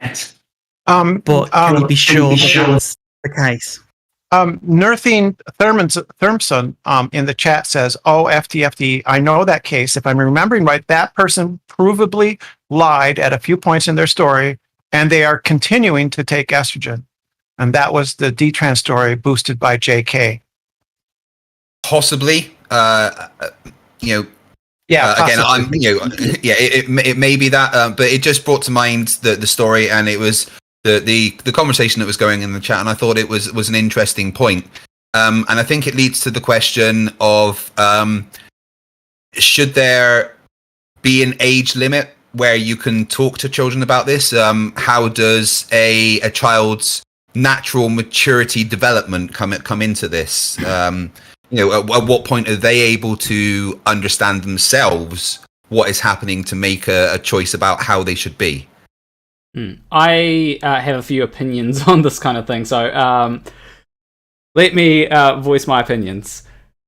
Please. So, again, I'm not putting any opinions out. I'm just trying to drive the conversation forward. Yeah. I was just like, because this is the sort of thing that when you talk about this, it gets you cancelled, and I don't want to be cancelled. Like, these are just my opinions. Okay. Yeah. Don't worry, I'm not going to be cancelled by your YouTube channel has just been deleted. Sorry. Oh damn. Anyway, my opinion on this is like kids should definitely be taught that trans people exist, right? They should. Education's important, yeah. Yeah. Just like they should be taught that some people have two mummies, some people have two daddies, right? That should be something that is taught to kids, because like as a kid, you're like adults, you're trying to just work out the world, right? You're trying to work out the world around you, and some kids, they recognize that what they want to be does not align with what their body is. Some kids do actually recognize that, and I think that by not teaching kids about that kind of stuff, you're doing them a big disservice when they could, if you taught them, they could recognize that, oh, maybe this is something that I need to think about when it comes to myself. Obviously, they're not going to have the same line of thought as an adult would, because, there are differences in the brain, but it is something that if the kid does have these feelings of gender dysphoria, they can go see a psychiatrist, and that psychiatrist can say, hey, this kid definitely has gender dysphoria, or it might be something where the kid doesn't have gender dysphoria, and it's something that there are other issues that the kid needs to work out. Who knows? But I think that the solution there isn't to stop kids from being able to access these, to go through these avenues. It's to provide more avenues so that kids can work this out. And obviously, there's the whole safety thing with you will get some false positives where there are some kids that don't have gender dysphoria but are diagnosed with it. You will get that, but I think that speaks more to there needs to be a way to accurately diagnose people, and like when it comes to New Zealand, for example, there are areas in New Zealand where there's like one person for doing this kind of stuff for a couple of areas, and I think the problem with that is that can lead to some people taking shortcuts, right, where they should be assessed by someone, and because there's just not enough people to assess these kids, it's like, oh, we'll just put you on hormones then, and procedure is kind of skipped over because there's not enough support. And so I think that there needs to be more support and more accurate accurate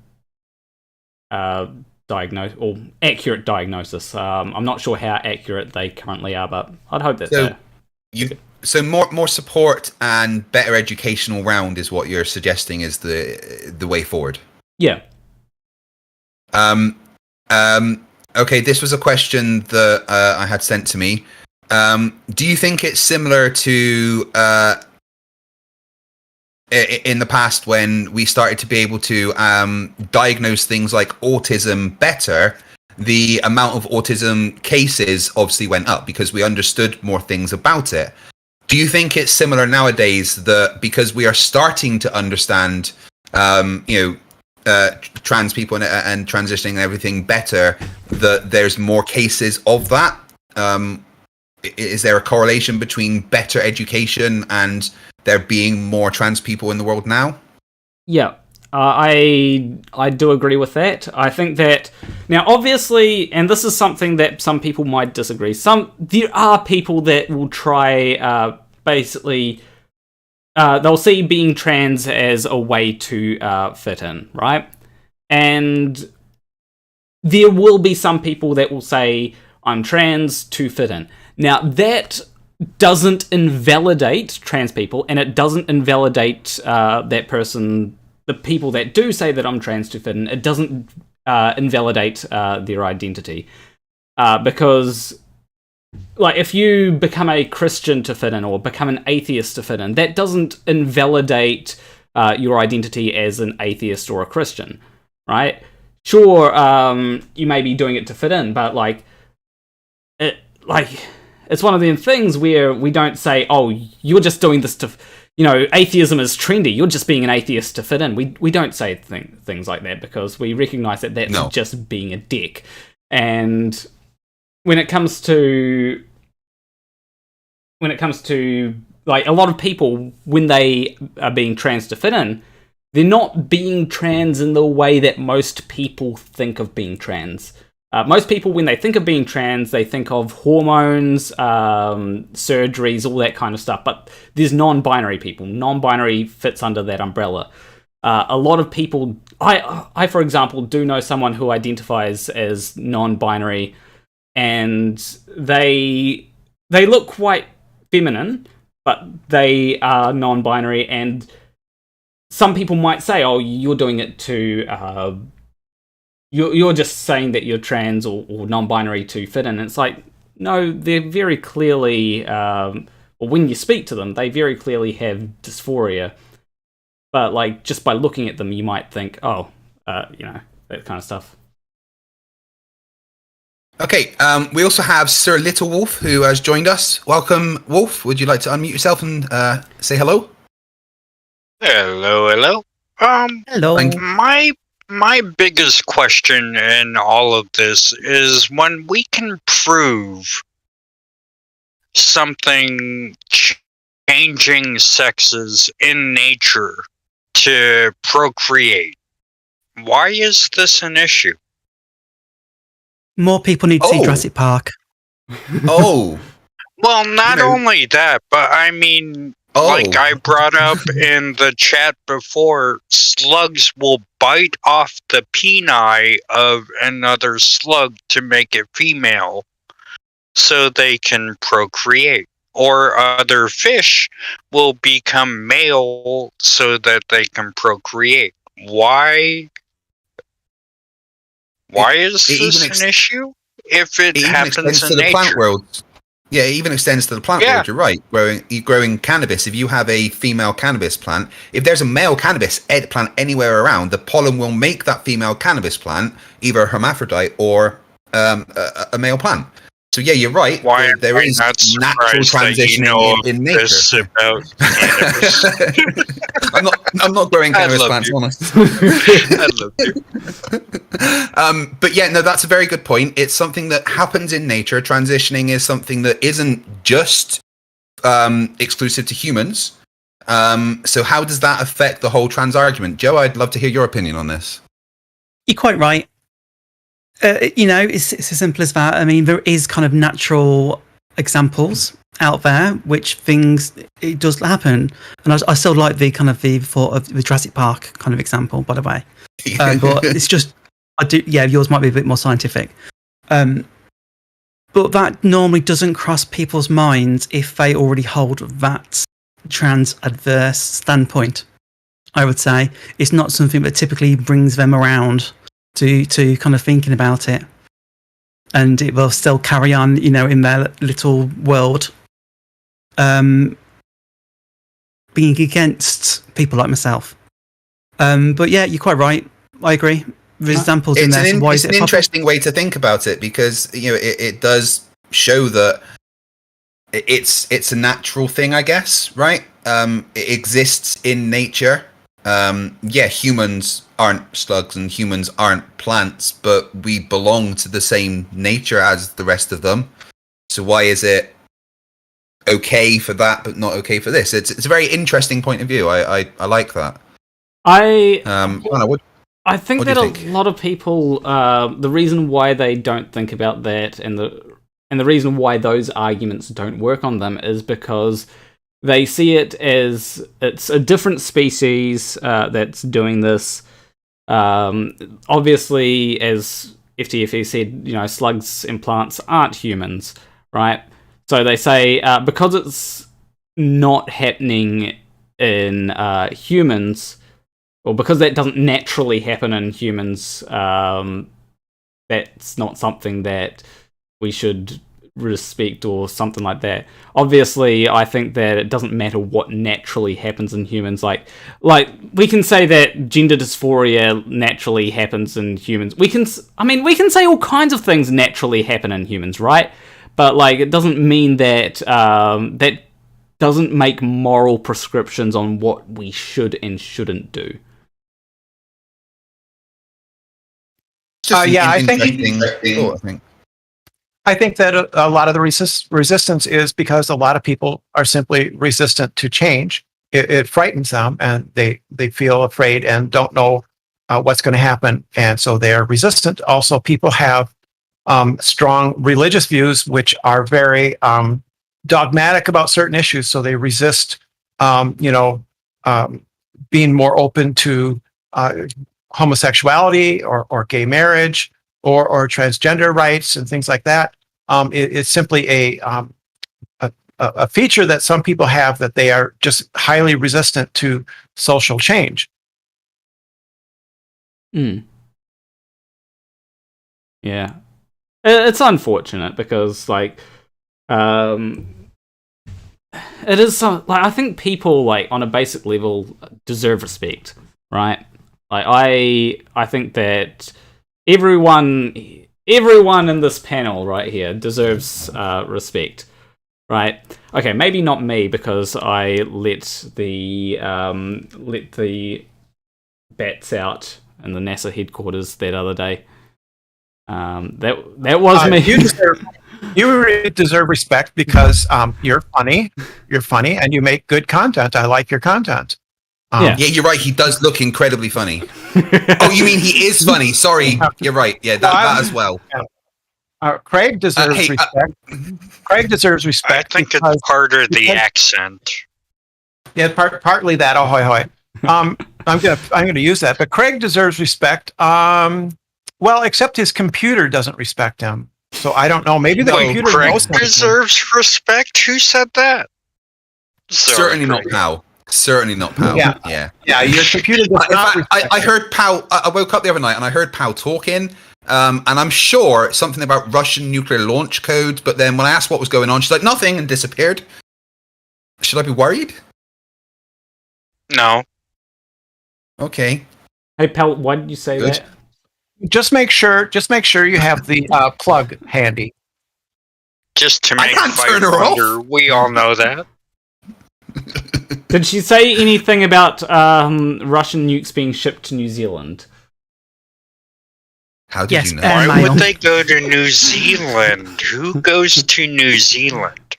Certainly not the Russian nukes. Actually, well, sorry. Right.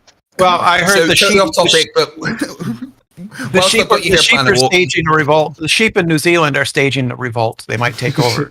That's only black sheep. Whilst I've got you here, Planner, I had a debate the other day, and I was using one of my bits of software to show how you could view stars from different sides.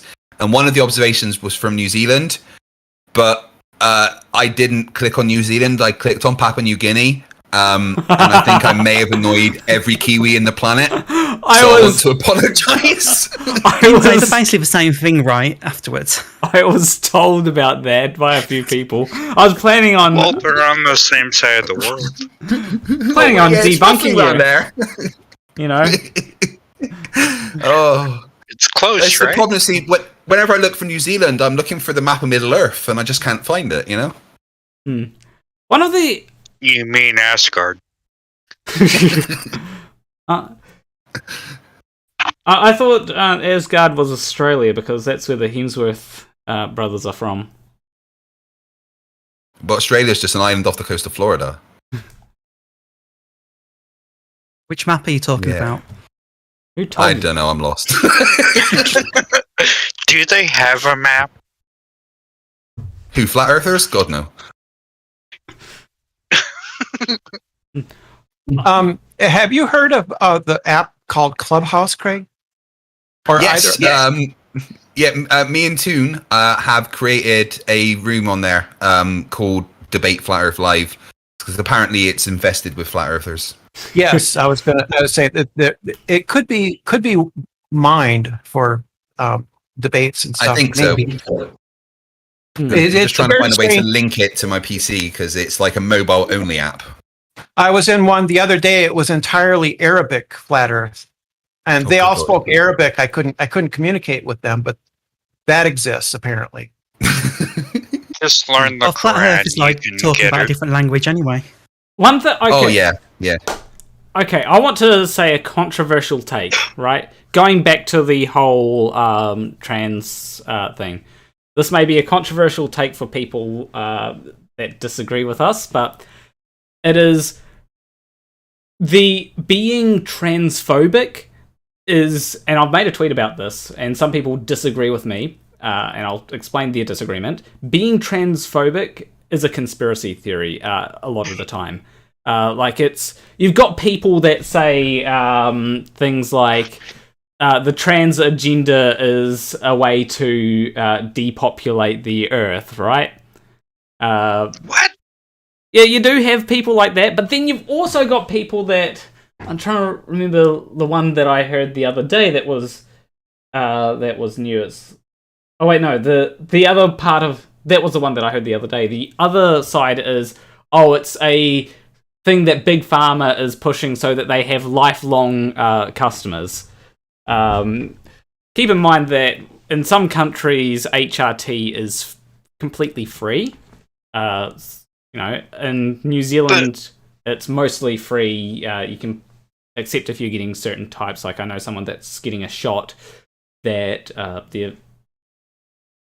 they get testosterone shot, so it's not free for them. I think it costs $5 or something. But my point... But that makes as much sense as Nurthen Thurmpson bouncing a ball on a sledgehammer and saying the earth is flat. True, and that's what I was about to say. That transphobia is only a page or two away from flat earth, from anti-vax. Because a lot of these arguments are the exact same arguments that anti-vax... It's based in ignorance. Yeah. Yeah, well, we had trans investigations being part of Flat Earth for a while. I don't know what happened to them. There's also been... now, there were people that disagreed with me and said, you think that it's a page or two away. That's cute. Basically saying that it's on the same page. I disagree with that simply because transphobia is a wide thing. Obviously, there is transphobia that is on the exact same page. You know, your transvestigations are on the exact same page as anti-vax, as flat earth. Some of it even is on the page afterwards. With some really wild things. People opposed rights for homosexuality, and they were talking about the gay agenda. I suppose they still do talk about the gay agenda, and all that stuff. Yeah. Oh yeah. Wait, the Mauve Hand? I'm sorry, what? The Mauve Hand? Oh wait. I don't know what you mean. It's a Rob Williams thing. Let's laugh because it was also meant to be a joke. That was really funny. Ha ha ha! No, I'm sorry, Planner Walker. I don't believe you're a Robin Williams fan. I know a little bit of Robin Williams. I mostly know him, Genie. More can Mindy, surely. No. There are a few things that I'm interested that I find interesting that we haven't had discussions about today, because there are people. I'm trying to remember all the comments that I got on my video that disagreed with me, and there were quite a few. Like that's it. I remember it. It's the mental illness thing. So now I think that. So I'm going to try and steelman the position here, right? As much as I can. So the idea is that gender dysphoria for a lot of people is seen as a mental illness, right? I can't remember if it's still classed as a mental illness. It's not. WHO declassified it a while ago. Okay. I think I have made the mistake of calling it a mental illness. Basically because it is I'll say that it's a mental condition, right?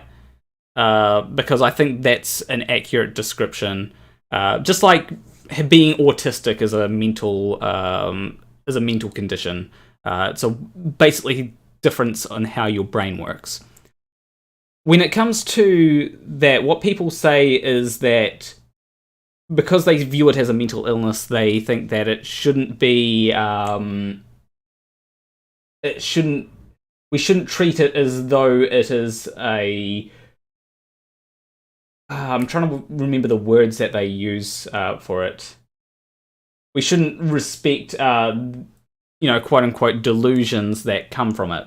So this is basically saying that because it's a mental illness, we shouldn't respect people that were born male that think that they're a woman, or vice versa.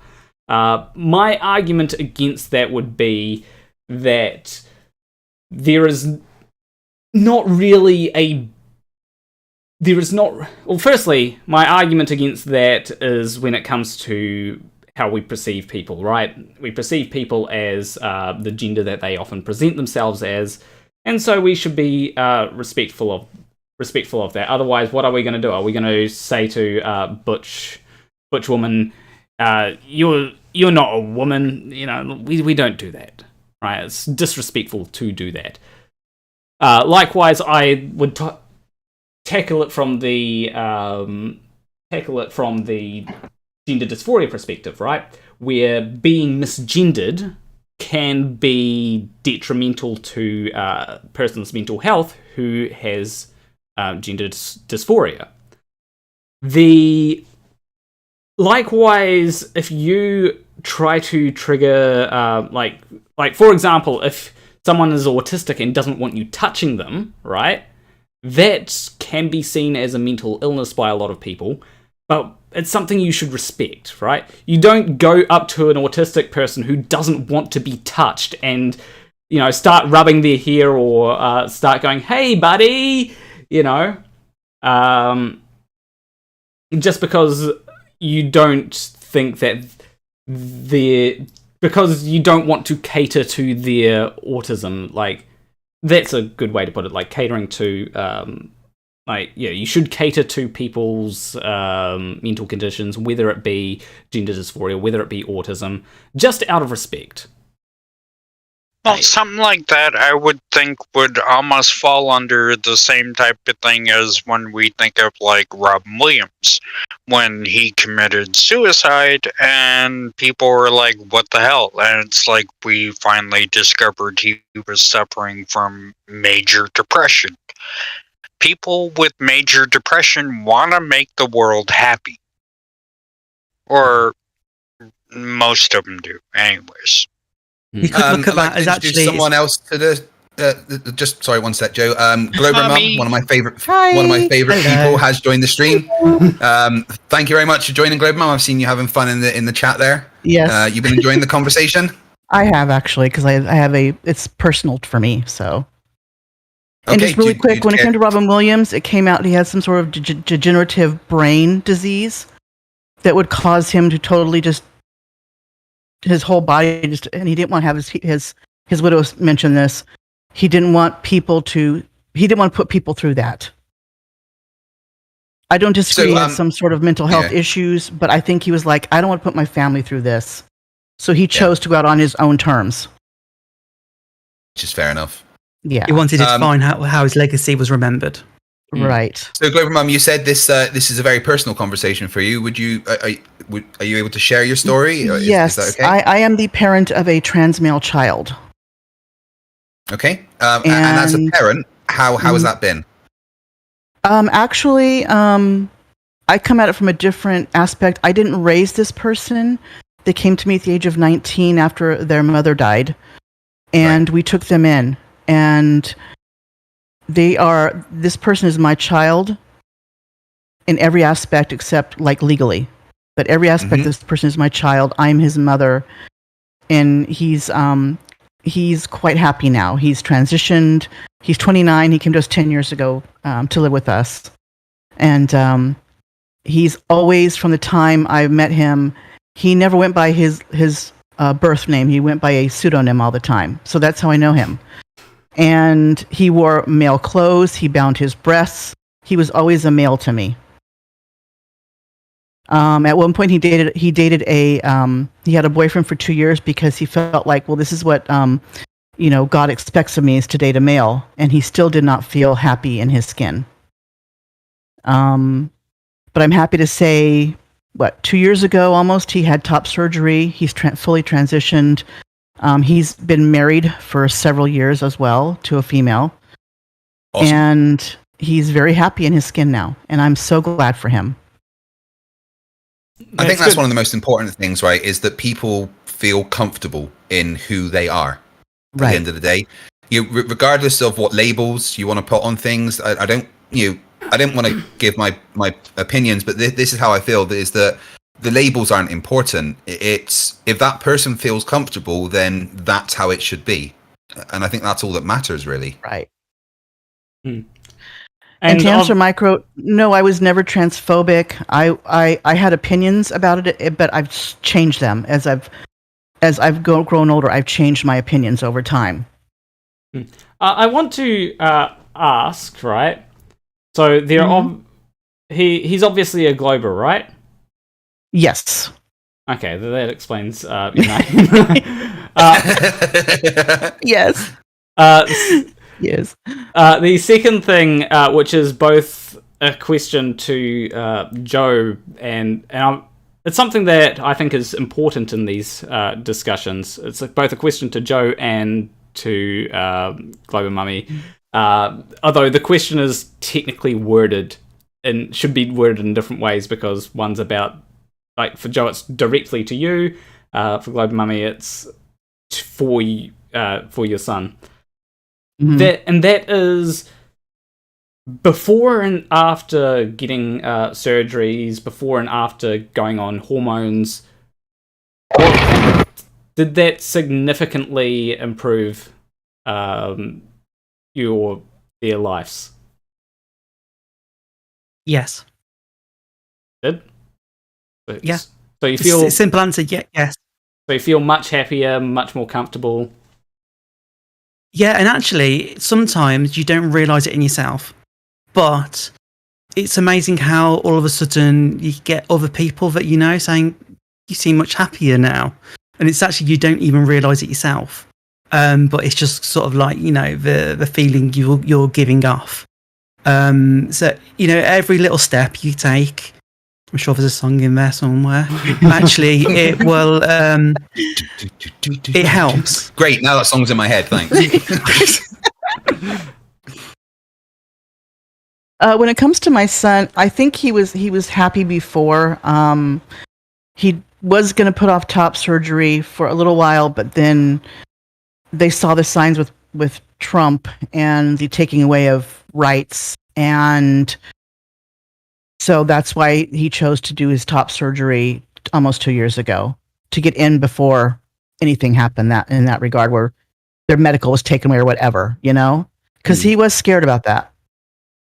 And so he was kind of forced basically to get it done when he did. So, but I want to speak to the detransitioner point earlier. So this basically does sort of mean that, like, threatening to take away rights of trans people can sort of lead to going by that logic, that can lead to a higher sort of problem when it comes to detransitioners because of the whole thing of having to make a decision immediately because you might not be able to make that decision in the future. That's obviously a bad thing. Like, I'd love for people to be able to have enough time to make decisions that they want to do. You know, like if you are a trans person and you're not sure of whether you want to get, like, let's say, top surgery, facial feminization surgery, orchidectomy, vaginoplasty, whatever the plasty for the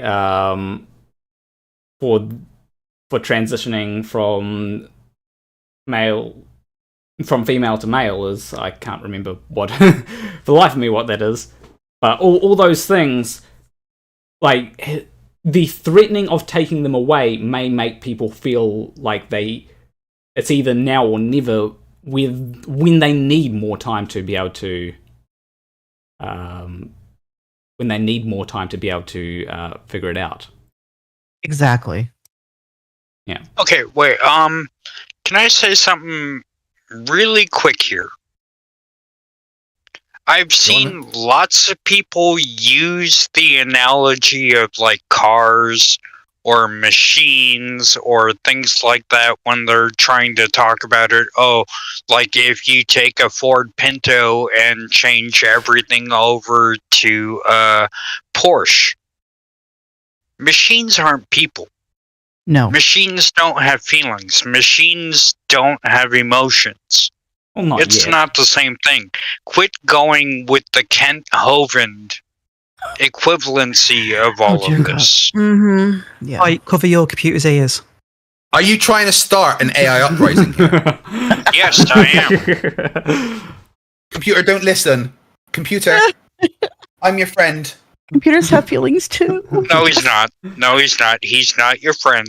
Don't listen to him. But it just annoys me when people use this because it's like, oh, it's a man-made machine, and so we can change out parts for this, and this. So it's somehow equivalent to being the same as human biology. No, it's not. Humans have a choice. Machines don't. For now. I'm sorry. Yes, maybe for we now, should give exactly. them one and not start an uprising. All right, Planner, Actually, I'm AIs going to need take to over. leave in about 5-10 minutes.